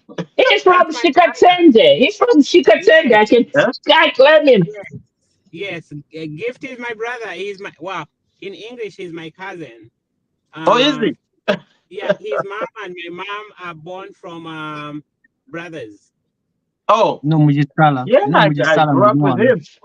I grew up with him. Mujala. Tingudi mujisala. Bajibelenga. Tingudi I mujisala. grew up with gift, and that's the reason why when I talk about tribe, when people talking about tribe, I tell people like, look, me, I grew up with different people, me, I'm Bemba, but Yes, all my friends were either Tonga or Lozi. You right. know, if you look at gift, we grew up together in the same neighborhood as Okay, kids. We used to study together. Yeah. that's good to know. All right, we digress. Now let's move on back to the fear. Let's talk about this past. Is it today or yesterday? Mwata Kazembe summoned OPF MPs, Mm. and Yeah. yep, he summoned all PF MPs or MPs from Mchinga, Luapula, Northern Province to his palace Mm. where they met, and the discussion points over there are vague. And I think for me, before I even put in add my 2 cents there, let me leave it to you, Bachelor. What do you make of that? Well, I think see, uh, I don't know the real motive behind it, but if they have called the opposition leaders, it means that they want to work with the opposition. If he has done that, and Not that if Bachelor. I mean, the pictures, the audios are there. He's done it. yeah, so he wants to work with the opposition. So me, what I believe in and what I know is things like kingship or chiefship or whatever we call it in Zambia. You should be somebody that's neutral, and you should Mhm. be somebody that a president can come to your kingdom for advice and guidance. Okay, you should not be politically inclined. If you're a chief, you're a king. Even if you look at even in the Bible, like even in the olden past, even if you look at how all those big kings and kings ruled, they were neutral. There wasn't any political party that was running them or whatever. So, in a nutshell, all these, like I've even seen like a report of maybe in the Western Province, they're going to invite Vanankane Vamembe to be the chief, whatever, or Now, guest or that's whatever. actually fake news. It's just been dispelled by the Yeah. laws. Okay. It's fake news. So all those things, like there's no smoke without fire. And if you look at what the president is doing right now, I don't think any chief can be thinking against him because when was the last time that their palaces were built? And who has sacrificed it to say, I will rebuild and make your palaces better so that you'll be living in a decent accommodation? Nobody has ever done that in the past. No president. Only HF has done it. So why, in the right mind and sense, would you, go against, the president HF? It's mind-boggling. But who knows how the other people are thinking, or other chiefs and kings are thinking? They might be really connected to the opposition because they were getting some bugs. Who knows? Because a long time ago, those time, remember bugs, they were coming in terms of bugs. So they had to really, bow down. And they hear that their bug giver he wants to come back in politics, so they have to support him. But look, let's look at what the current government is doing for you. This will never be done if you're going against the current government. That's my 2 cents on this one. That's my 2 cents. Oh, great. Mr. Macha, you had a point there to chime in. Yeah, on the chief meeting the parliamentarians, it makes me think there's some ulterior motive. Why just choose members from the opposition? That could be a tip of an iceberg. And the other thing also is there is this governance system. The chiefs are the MPs are lawmakers. The chief is also a custodian of the people. There's what I would call as a legislature, and the chief falls under local government. This combination, this whole thing is only the chief, I think, knows exactly why he made them. Even his motive of calling opposition MPs, he could have as well called the UPND MPs, but he chose to call the opposition MPs. Was he castigating them? Was he praising them? In what spirit of brotherhood did he call this? I'm a bit blank on that one because I've not been in touch with the events, especially that one. I'm not in the country just now. All right. We hear you, but your thoughts are absolutely welcome, and that's why we're here. We discuss everything we see or read. We talk about them because we want to make sure that Zambia is better. Bakalapa, you've been to. Are you still dancing? Mama, to the United Canada. Bakalapa, what are you doing over there? I'm here. I'm listening. I'm with you. So yeah, on the chief meeting the MPs from the opposition. If you look at the members of parliament from PF, most of them are from the north. Mm-hmm. So I think it was a wise decision. Like President HH, he is doing so many things. Some things we don't even know they are being done, underground. So who knows? Maybe he must have talked to the chief, or he sent the people there, and then even the chief is like, no, what? Let me meet these guys so I can straighten them up. Because if this government is doing everything right, why are they opposing when it is for the benefit of my people? In my kingdom, it's for the benefit of every Zambian. So maybe he called them there just to talk to them. You guys, tone it down. We are all Zambians. So if you are opposing this guy who is doing A, B, C, D, which is right, what value are we adding? Because one day you're gonna leave that seat. So we have to correct the politics of bickering, politics of being negative. Like the way Mao Sampa was saying, If somebody is doing right, praise that person. You know, even if you are in the opposition, because we are all benefiting as Zambians. It's not just like, oh, the UPND has done this, then they are happy. No, as long as you're a Zambian, it's for everybody. So maybe the chief made them to talk to them that, you know what, you guys, you have to behave. This is too much. Because if you look at members of parliament from other provinces, there are just few, maybe from the east, very few of them, but most of them are from the north. So no wonder he had to call them just to talk to them. That's what I think. Okay, and I'm going to correct myself there. He also invited MPs from the East.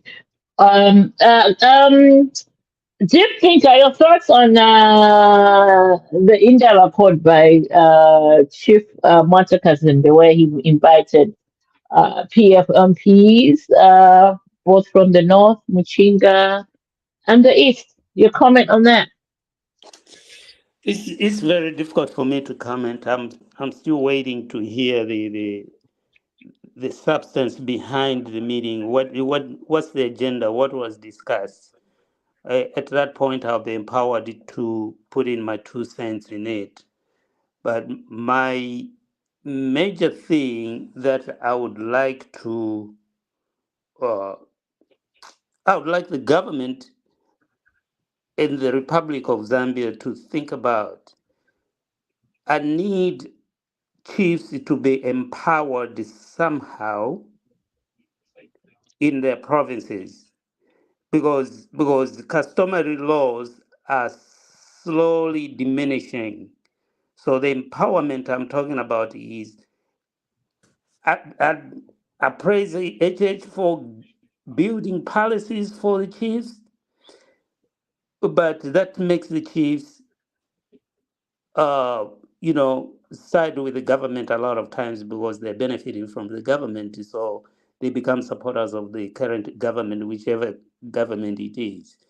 I would have loved for the communities to build policies for the kings, whatever you call them, chiefs, paramount chiefs, whatever they're called. And I'll throw in one more thing, though.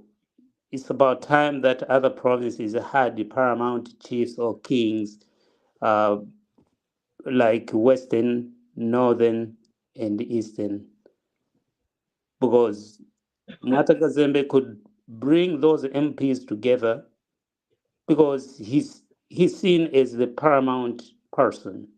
But in Southern province, who's going to call that in what capacity? So that's the urge: empower the kings so that we don't lose the customary law. Mm, interesting. Very interesting Sorry, I subject. digressed a little bit. Yes, you did, as always, deep thinker. As for me, until I actually get the full briefing on what transpired at Matakazembe's palace, I will reserve my comment on this for right now because I think it'll be premature for me, especially that without the facts at hand, to discuss whatever transpired there or what the discussion was about. Only to say, well, it's interesting. And as a Zambian citizen, I shall wait and see like I always do. Moving on along. But Back my to dear Lucia. moderator, Yes. just if I can throw in a comment there, as Hmm. as Zambians, especially Zambians back at home, I urge that we don't jump to tribal or regional at all times. We need to wait for full information because we don't know. Maybe the chief is telling them to say, "Hey, we're benefiting from this CDF. You need to make a statement so that we continue getting this money. You mm, can't keep mm, opposing this." So mm, mm. we Maybe, yeah. That's true. That's another point. Yep. That's true. That's why I say it, for me, I'm not going to jump into conclusion because I become emotional sometimes. So I'm just going to wait until I see the full details. So while we were talking on here, I know there was an opposition alliance, the new movement, by being spearheaded by the one and only, the PF Kadawan. I mean, I refuse to call him, he wants to be called the sixth president, which he is, but I see him as the PF Kadawan. Edgar Chagwalungu. They had a press conference there today. We are aware of that, but I think for this week, we're just going to roll over. Do we have to really talk about the press conference by ECL and his cronies? Let's take a vote. Who wants to talk about that? I don't want to talk about it because it's past. I mean, what are we going to talk about? I don't know. All right, we move on. Then we move on. That's what I wanted to hear, Lakapa. That's what I wanted to. So we now move on to the Iron Lady. Not Edith now, because she actually no longer has that title. At some point, believe you or me, I used to call Edith now the Iron Lady of Zambia. But the Iron Lady of Zambia right now, who I am loving every move, every word that comes out of her mouth, Mrs. Oh, she's not a Mrs. Oh, I'm so sorry. Miss Sylvia Masebo, the Minister of Health. Um, uh, so she swung into action yesterday. As you are aware, the president announced last week that all volunteers at the Levy Manawasa Stadium Courier Center, all volunteers were going to be employed under the Ministry of Health. But so what happened after the announcement is that some people decided to take the matters in their own hands and decided to just delete everybody that's been working at that center from day one, and then decided to employ their own relatives. Um, and so there was commotions and complaints and protests. And so the Minister of Health last night moved in. She was working from the Levy Manawasa Stadium. And then she called on the supervisors there to provide her with a list of volunteers from day one at that center. And once she got that, she matched it with whatever attendance that they had this week. And then she discovered the anomalies. And so from there, she went ahead and did fire the supervisor there for corrupt practices. Now, the question there is, Zambians, where is your patriotism? How deep rooted is this corruption? Let's start with you, Bakalapa. When you hear of such things, what comes to your mind?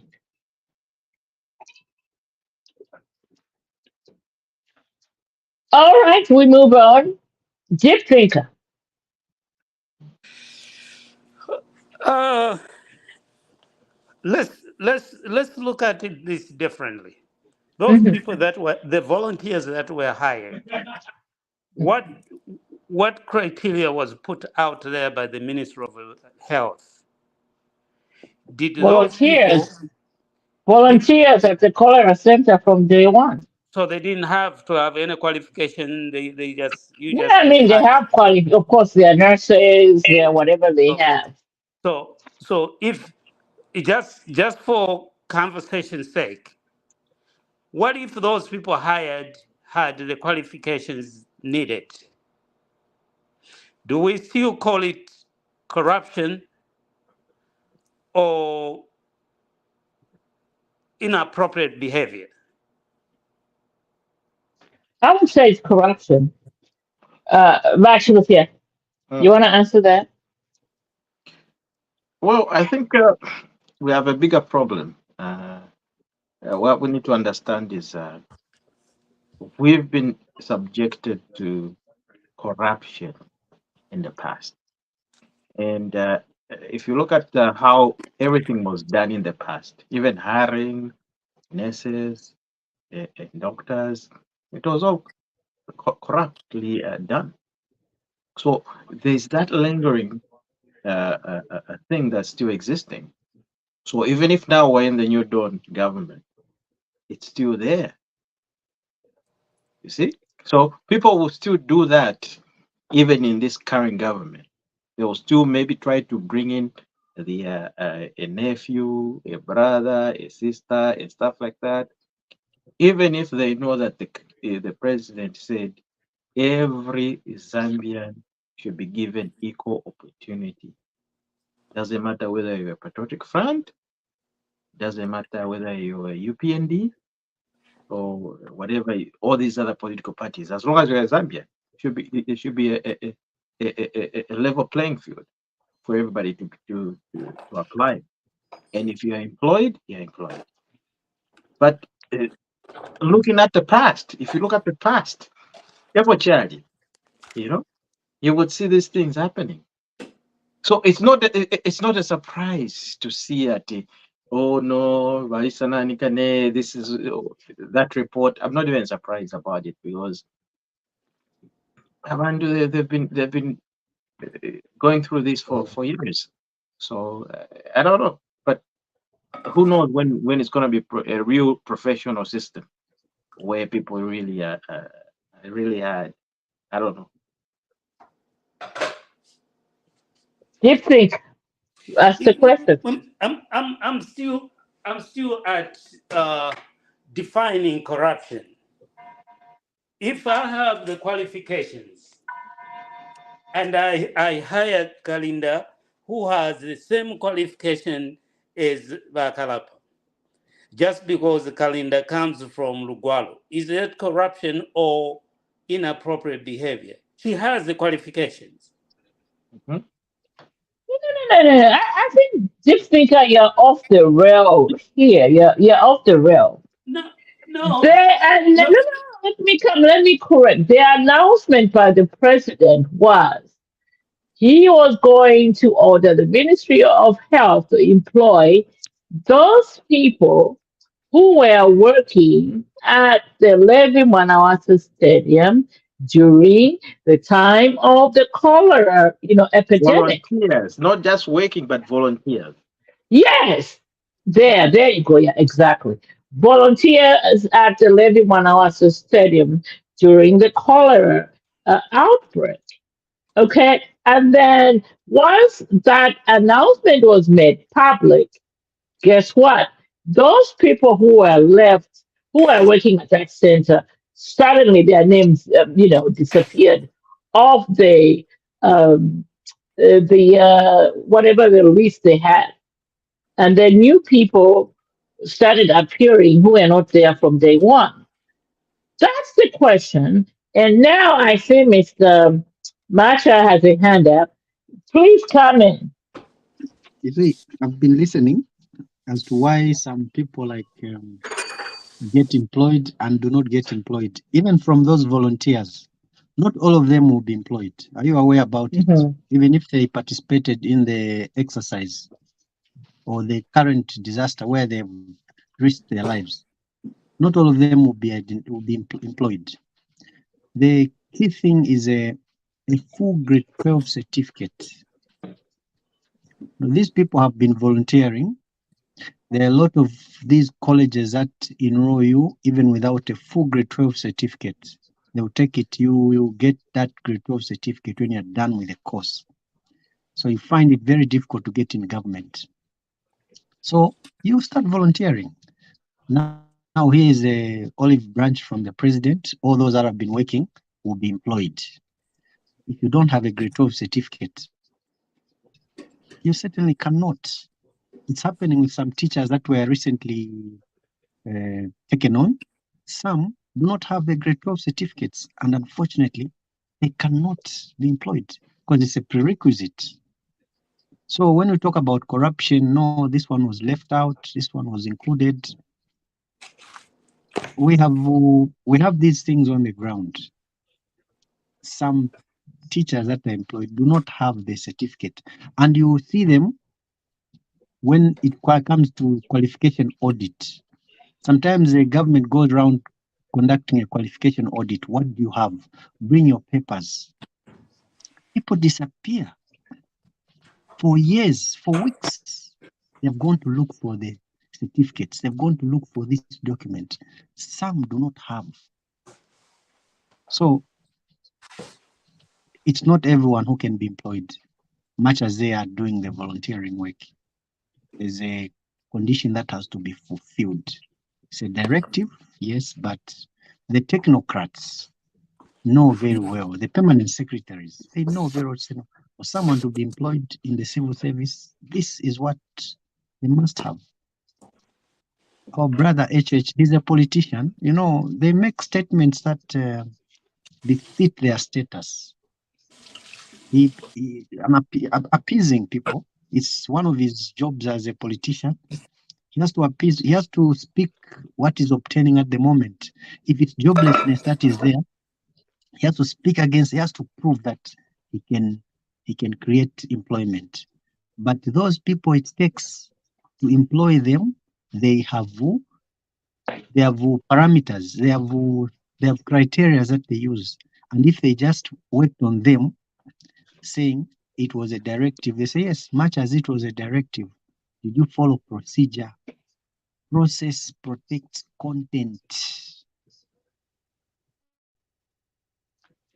I submit.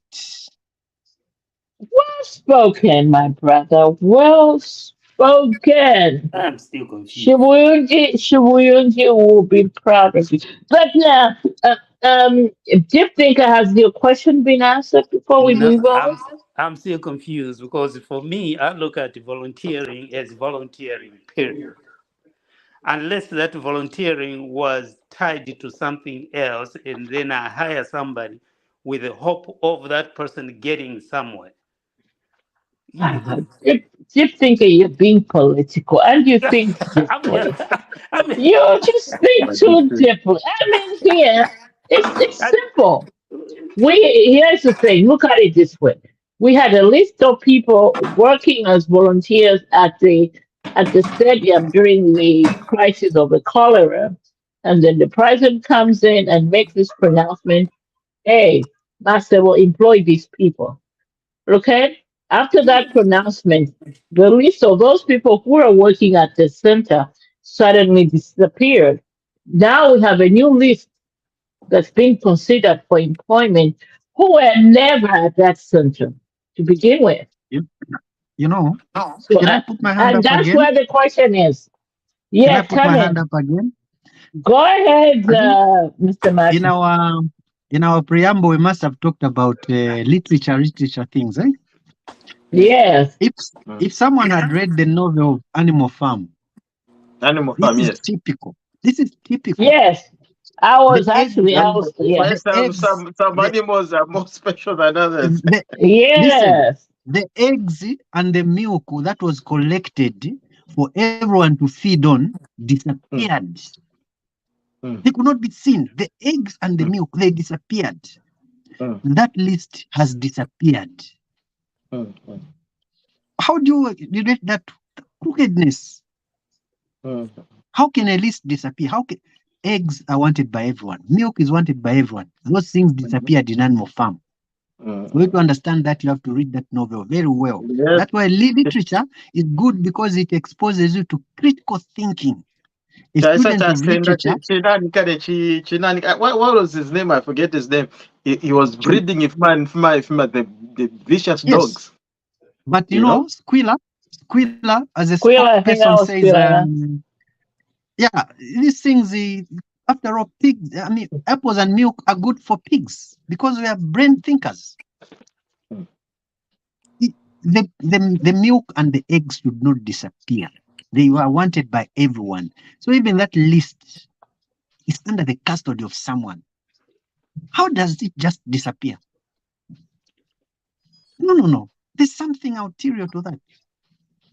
Absolutely. You're absolutely right. ulterior. Very ulterior. Absolutely. Yeah. That Critical answer your thinking. question, deep thinker. You're still thinking? Deep thinking, you're No, still no, no. thinking? It answers my question. For me, I was looking at the volunteering part, not knowing that there was something behind that volunteering. Yeah, Well, absolutely. And sometimes, like, let me just put it this way. Like, let me give you an example. What like here overseas, Canada, let's volunteer in a certain thing. You're given, first priority in everything. So even if you're doing your taxes and then you report that, oh no, I've been volunteering, I do this at ABC. They give you like a break. So volunteering is not a bad thing. It's actually a good thing. It's encouraged. It's a good Correct. So, thing. it should be encouraged.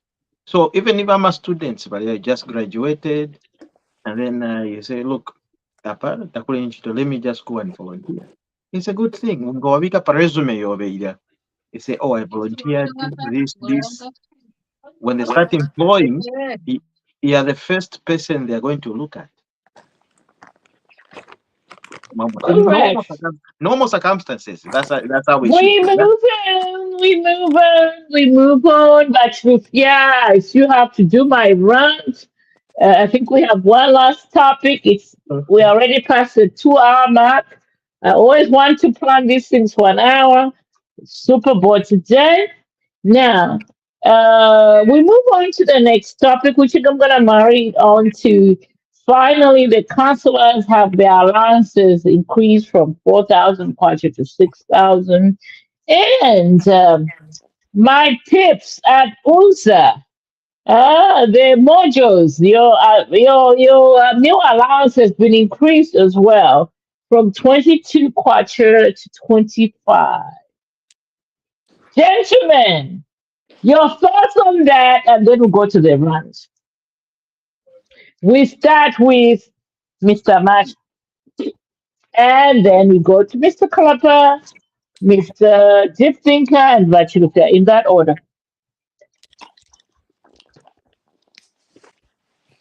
Uh, is that 6,000 kwacha going to be subjected to tax? Because the duty of this government is to collect tax. Mr. Masha, Is it you're being taxed? political, you're being No. political. Just We know are all that the thing has been. we are all waiting. Is it taxed? Yeah, nobody's even going to go into that. Let's just let's answer the question as it is. Forget about taxes or whatever. Tax? Get what No, we you are can't. waiting, please. We can't run away from tax. You people there, or us people out here, we are seeing the benefits of tax. Everyone must pay tax. But you have this thing where some people don't pay tax. So is it going to be taxed? Yes. Okay. Thank you. It's a salary increment. If you fair form for like by teaching, I'm for like 2,000. I'm here at number instead of 2,000 to atambo kumi furesha 4,000. I mean, it's the same tax or the tax you all the time. I mean, it's not something that they will say, oh, number because to atambo kumi furesha 4,000 tax ya la kwera. No. It's the same thing. Maybe that's that's your question. Yeah. Yes, it was. So it's more revenue being collected. So it's okay. They deserve it. And for years, these people have even you've even reminded me one thing. There's one time I approached a counselor in our area, telling him of the situation that was quite critical. There was like a crossing point. There's some streams that get flooded. Pupils sometimes fail to cross the bridge. So, counselor, what are you doing about this? You know what he told me? I don't get paid. Years back, I don't get paid. So this is more like voluntary work. When they started getting paid, I approached him again. Oh, what about now that you are paid? What are you going to do about this? Maybe now we can look about it. So now that their salaries have been increased, I've even pushed him more because at least he's getting paid. We need to appreciate them. They are the people at the grassroots. They are in touch with the people's problems. So even for their salaries to be increased, it's good. It's okay. They deserve it. And they don't, in fact, they don't even have cars. What was even going to make it possible is if each councillor could be given a motorbike. It can make sense. Not a Land Cruiser, just a motorbike. To increase their mobility. Because some words, this is a listening government. I'm sure they're listening. some words. And I can tell you one thing: these things they're talking about, it can be possible. Mutinta wabambira abashaputu. Wow,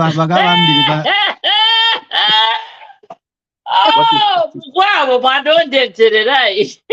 Bandika botuma Honda makansera abalwaba. Kabende enda. Babona amaproblemu alibo. Tuma Honda bo. Kuti imali bayagamba kuti amana. Batika Honda kana kubenja even to make themselves popular, you know. My MP balaba popular kamba kuti balende ndama Land Cruiser. They go around with Land Cruisers. But if our councillor could also go around with a motorbike, he can sell himself. Money is not enough. They need to be mobile. Wow. They should be given my electrical cars. Yeah. When you start manufacturing those, those we start manufacturing them locally here. Yeah. Let's Mr. Kalapa. Scooters. Yes. Mr. Kalapa now. Kalapa, come in.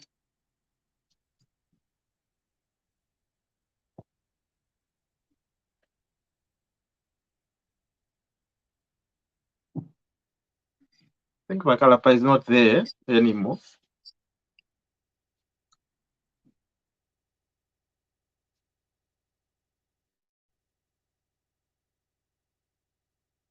Hello? Hello? Makalapa. I don't know if he's still there. Okay, I was also thinking the same thing. I think it's no longer there, and the moderator is not there either. Also, so he might have been, frozen or something, or I don't understand it, but anyway. I'm back again. I was at the backstage. Nobody could allow me in. So, okay, I allowed you back, Kalapa. Go ahead. Okay, thank you. Yes, I agree with the previous speaker. The councillors, they do a lot. So it looks like a voluntary work because you can't even see the difference between a council and a common man. They're almost like at the same level. But an MP gets paid more. That's a member of parliament who just sits in the parliament and then he goes to the constituents once in a while. But a councillor, they're in constant contact with the populace. So if they can get motorbikes, that would be so helpful. That's a very good idea. I know that if we can push this, the government will do something about it. Thank you. All right. Deep thinker. So it's important that councillors are mobile. I saw firsthand last month when I went home the work that councillors are doing. Those guys do a lot of work with limited resources. They do a lot. So I welcome them getting pay because the way I look at pay for me, I look at it as we will also hold you accountable for this because you're drawing a salary. That's why even rich presidents like Hagainde, they have to get the pay because if they refuse to get the pay, then it looks like it's a volunteer work and you can't hold somebody fully accountable if they're volunteering. Okay, so I welcome the idea of councillors getting money, but also give them transportation. I agree with that. Right, but none of you are talking about my youth students getting an increase too. The meal allowance went up by 3/4. Come on now. Yeah, Yeah, Who wants to talk about that? can I chip in on the meal allowances for the Yes, pupils at please. for the students at UNZA? Mm-hmm. Currently, we are talking about the third price of mealie meal, which has gone up. Even the cafeteria that is in UNZA itself, they use mealie meal. They have to incur a lot of costs. So to up the allowance by is it two or three kwacha, it's a good move because the prices of the basic commodities has equally gone up. It doesn't leave out the student. And that student, for your own information, hasn't got any garden where they grow maybe even vegetables, some tomatoes. They are basically buying every day. So the cost of those essentials has gone up. So we might as well just give them that increment. It's not bad. 25 kwacha per day.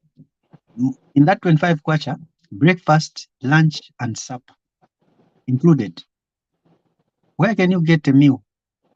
25 kwacha a day, which is less than $1, less than £1. For Yeah. a person who is thinking,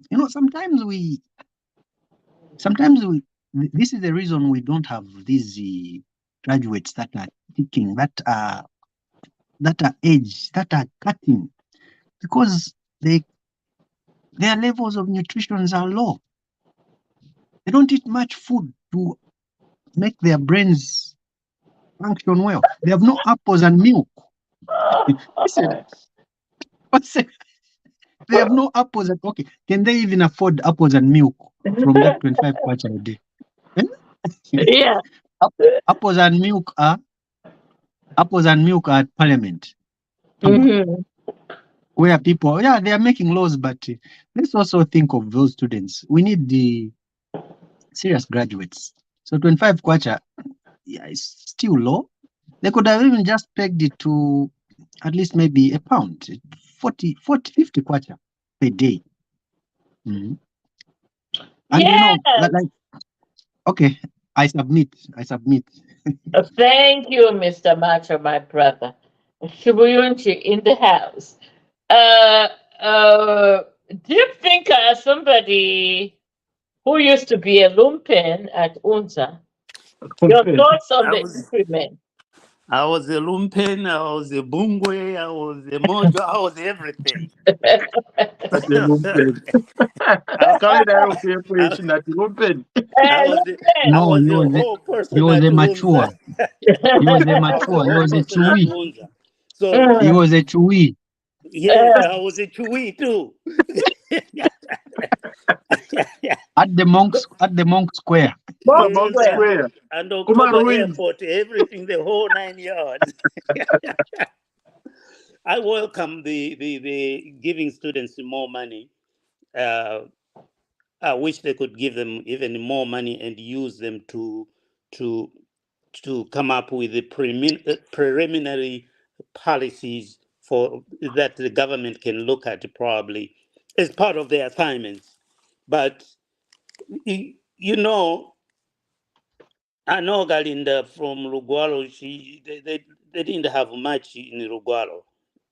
Excuse, So so excuse, so kids like Galinda excuse going to the me, university, if she doesn't get excuse that government me, support, excuse me. if she doesn't get that, Valentine, deep thinker, can, Valentine, can I excuse me. may I finish? No, So before you go ahead, think think about I it. take strong exception. You know how I feel when you mention Lukwalo. You know how I So feel when you say so we had so little or nothing. I take Like I never deep strong think about Christian na so imwe all bata things so like ngelwaka linda. I'm a so deep thinker. Go so ahead. think about Kalinda from Gwalo where there is literally nothing, going to Unza and then not having that support from family because there is nothing the family can do. You think about the life of Galinda at the University of Zambia in the midst of such children as Scotta Winners' children, Chiruba's children, the ministers' children, directors' children. So the basic thing that we can do for those children at UNZA is give them some basics, at least, to survive on campus. Because this is what happens. What happened when I was at campus? When the Lumpens didn't have money, that meant that nobody is going to learn that time. The university is going to close, period. So to avoid those closures, which are very costly, give those young people some basics at least to start with. And 2 kwacha is nothing. I wish they could get more. I submit. I think I can go in on this one. We've raised a lot of important points and important topics. When it comes to the University of Zambia, I think we need to look at it at the professional level.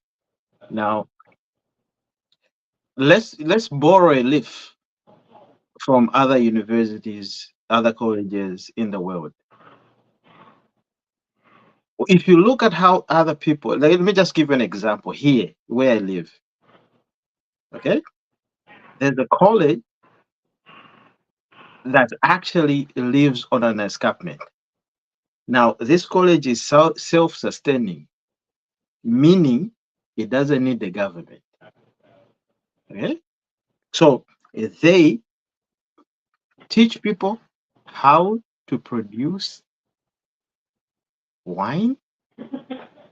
Okay, how to produce liquor, and the college itself sells that. So that's a form of employment. That's a revenue. The college is making money, teaching people how to do something and making money at the same time. So you go there, I want to learn how to do this, and at the end of the day, you start selling the same product. So the University of Zambia has never come up with a program where it says, we're engineering students. We are going to build, for example, a construction company. Okay, and then when the government says, let's build tenders, we bid tenders. Our engineering students are there. They're able to do this job. Where there's nothing like that there. Okay, if people just learn, it's all theory. It's all theory. There's nothing like practical. That's the problem that we have with the University of Zambia. There's nothing that is practical. Everything is theory. That's it. So that's why the university is in a state that is it. If you look at the land that the university has, it's got a huge land there, dormant land. What are they doing about that land? They're sitting there. There are people who've studied all this stuff, like all the students. Like, why don't they bring their brains together and say, what can we do with that land? Dormant land. What can we do about it? Moment. So we need to be thinking positively and forward thinking, because as long as yes, East Pakmo is there now. Yeah, but okay, tell me one thing. If East Pakmo is there, how much is the university getting from that, and why are they failing to pay their lecturers? $0. Why are they failing to support their own students? Why? The PF sold that land to whoever owns East Pakmo now. Why are the students suffering? If that land is on the East Pakmo it belongs to the University of Zambia. Why are they failing to do anything? It doesn't anymore. That land was sold off to whoever owns East Pakmo now by the PF government. Mama. So that's why we need to start thinking, like really like the University of Zambia should be a hub of solutions to this country.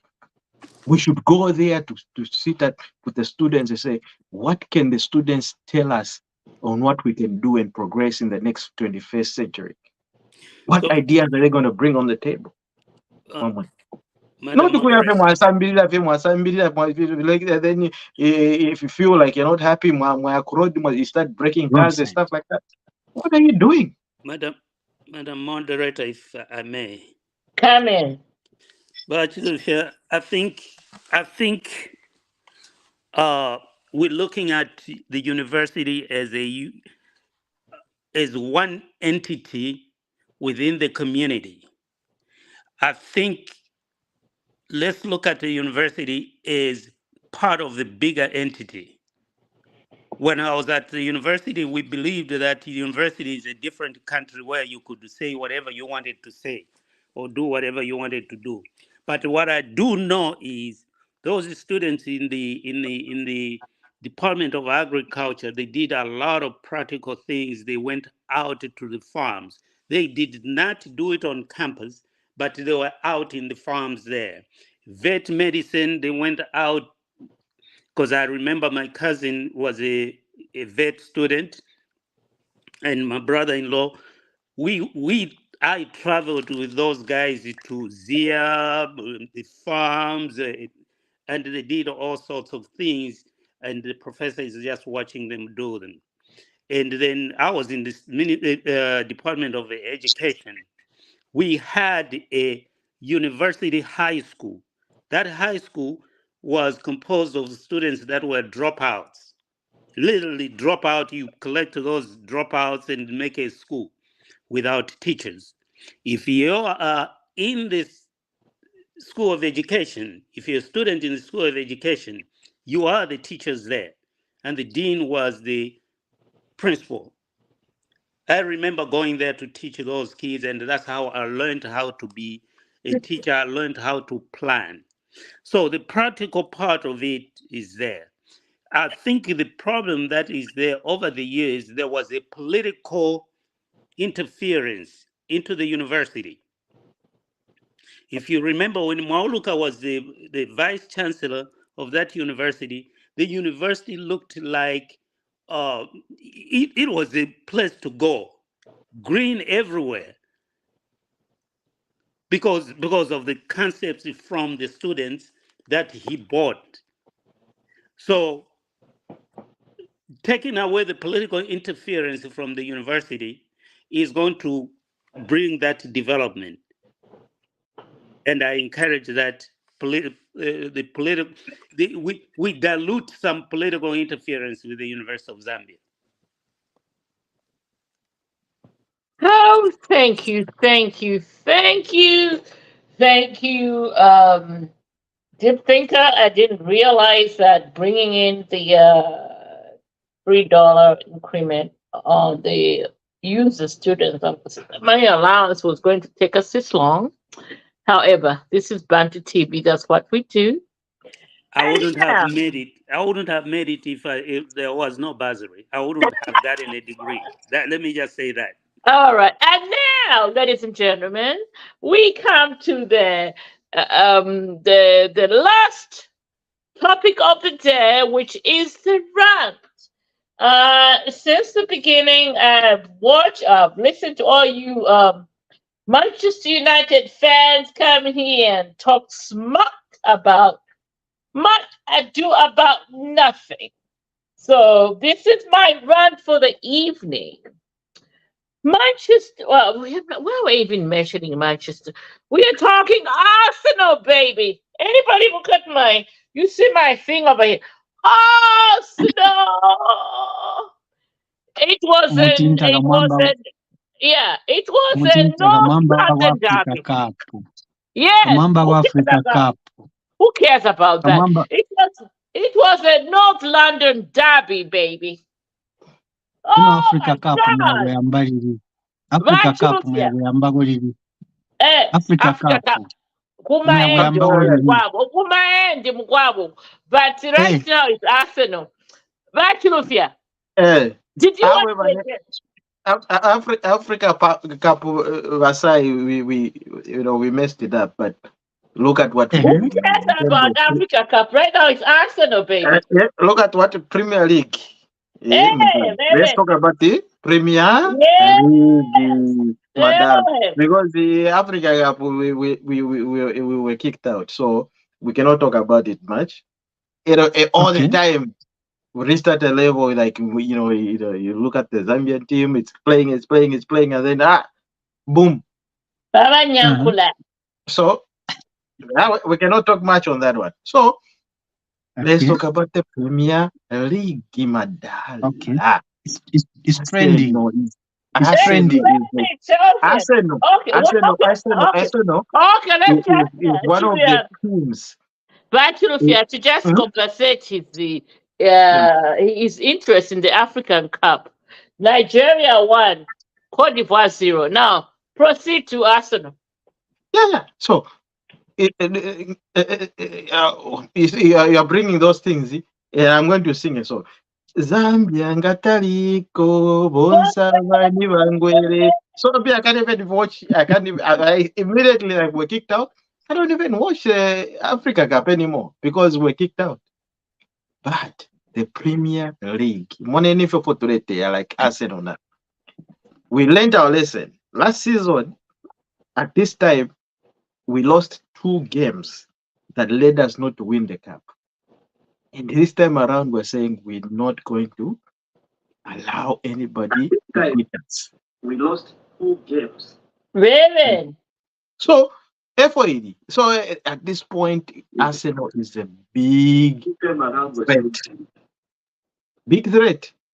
Liverpool, they're busy like rearranging their players. Arsenal, they're coming for us.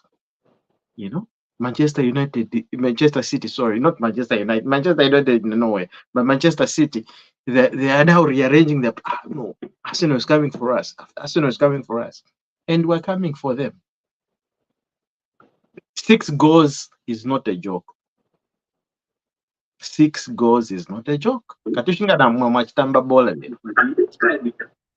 No, he was looking for the African Cup, Mr. Masha, my brother. That's why his interest. But me, myself, and I, Bachirufia, like I did last weekend. Here's what I'm going. I just have a song. What's the song again? Remind me, Bachirufia. What's the song again? And I did last weekend. North London forever. These streets are on. Madam Chair. Arsenal forever. Madam Chair. Yes, come in, Professor Lumumba says that if you are going to take a lot of time trying to justify a win, that means you're not doing anything. Manchester United were quiet. Even when we win quietly. Yeah. Tatulala nga mwawina imwe. Imwe nga mwawina tatulala. You know why, Tamlala? It's because the crossover from Arsenal, supporters that crossover from Arsenal to Manchester United, they're used to talking too much. When they come to us, we have to school them on how to win and lose. Manchester United, you're no longer a team. Can I rant? No, that's overstating. No, that's not fair. Now, come on, that's not fair. Imagine you go to Lungu and say PF is not even a party. That's an insult. Can I rant something now? Can I rant something? Go ahead. Tomorrow, schools are opening in Zambia. Can we say something about cholera? Schools are opening. Oh, yes. Go ahead, Mr. Max. Mm-hmm. That's important. I would want to implore whoever it takes to make water available. Water is a resource. At the same UNZA we were talking about, every minute, statistics were conducted, over 1,000 toilets get to be flushed at every minute. So if there is no water, you are harboring cholera. That's my rant. Tomorrow That's very, schools are that's open. you know Unless that's a good point coming from a teacher himself. I think let's we need wish. to understand that. Look, we need to have flushing toilets, in our schools. Yes. You know, it should be like something that's mandatory. But it brings me, in fact, it even brings me back to what our president is doing. Can you imagine? Out of his own personal money, he's donated to put armor boreholes in all schools. Yes. Come on. From his own personal money, not Yes. from the government. He doesn't get paid. He told them that I don't want your salary. And people were refuting the fact that, look, president, he gets paid. No, I don't want to the be accountable. president I does don't want to be not get accountable. paid. I think he gets He doesn't get paid. He paid. just donates that money. Is it? Yes. So what it is like, look, I am going to use my resources that I've gained through the years, that God has blessed me to get all these resources. So why don't I use it to help other people? Gentlemen, He's using that. I mean, if you compare, can you compare? Can you compare? No. Nawaambia Compare vale with sungeta ma briefcase na trunks. Kasakakandalama. gentlemen, Kasakakandalama. Kuti Kasakakandalama. must compare. Kuti gentlemen, must compare. gentlemen, it's been 2 hours and 30 minutes. I mean, this podcast is getting longer and longer by the Yes. minute. I can You do know, this myself. let's come back next week. We have more topics to talk. Let's end it here. Yes. I know we have very spirited discussion, and I think we're doing justice to the topics that we bring on here, and And appreciate there's a week ahead of us. yeah, and I appreciate each one of you bringing your foresights, your facts on here. And so as we grow, we can only grow from here. So let's go ahead with the final thoughts for the day. Let's start with, we're going to start with Mr. Kalapa, and then Mr. Pacha, and then Deep Thinker. I still have a bone to chew with you. We can do that outside the we'll do that outside the podcast, and then Rachel Fear, and then I will shut it down. In that order, let's start with Mr. Kalapa. Yeah, thank you. It was a nice conversation. We are doing this for our country. We might be not be in Zambia, but our hearts are in Zambia. No wonder we are always here.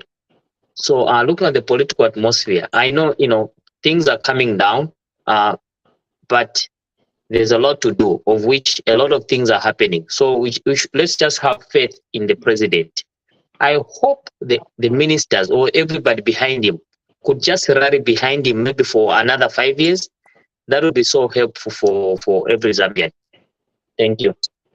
Thank you. Mr. Masha, please. Justice must be done. We should not just, we need to see justice being done and implemented, not just by those theories, those statutes. Justice must be seen to be done. That's when people will start to fear the law. And I submit. All right, thank you. Deep Thinker. So I'm excited about the investments coming to the country. Just waiting for an outline of how it's going to benefit that villager in Lugwalo. Just explaining to that villager why they should support those investments in the country, and wondering why Zambians are not investing in the mines. And lastly, can somebody tell Muduvire, please, it's over. You can't be an opposition leader. It's over. Right? I Right, submit. yeah. Yeah. Well, sorry for him. He's running into a sinking ship. So it's something that we got nothing to do or prevent. But look, the most important thing is if we've now come across important information. Ile investment ile side ya the biggest mining operation that will be in the copper belt. It's going to bring not one, just a lot of investment in the country, a lot of dollars, and then two, abantu, they'll be employed. Okay, we're looking at people being employed. So that's what we think that promises that we're looking at. We're talking about people being employed. How are people going to be employed? It's by ventures like this. And how is the dollar kwacha rate going to benefit us? Is by having people coming with enough dollars, investing in these mines. You don't want another dollar. That's not stabilized. I'm telling you. If we look at what else going to happen by the end of this year, you'll see the dollar won't be the way it is now. But people won't see we are. No, but at the end of the year, you'll see it because there'll be enough money coming from the investors, enough dollars coming from the investors, hitting the central bank and making the dollar rate go down. That's how it happens. It's not magic. It's not artificial. Artificial. No. This is simple economics. Yeah, for cheap. Are you done? Are you done, Bachelofia? Oh, me, I'm done. It's time for me to go. All right, then. So that is I know I'm the only lady on this podcast for right now today, and gentlemen. For me, really, I can't add more than what the other participants have added today. And no, one more thing. Mr. Frederick, Mutale, we see you on here. You commented something, but I couldn't really make sense to your comment, so I'm not gonna. Poor Zambia, little us, wake up. His people, they will use us. Absolutely. So absolutely brilliant submission, Spiral. But it's been almost 3 hours, gentlemen. We can drop off here if people want to stay on and talk in the background. I'll let the thing run. But let's end the podcast right this minute. And we thank all our viewers from wherever you are in the world. Until next week, keep the faith. Keep the faith.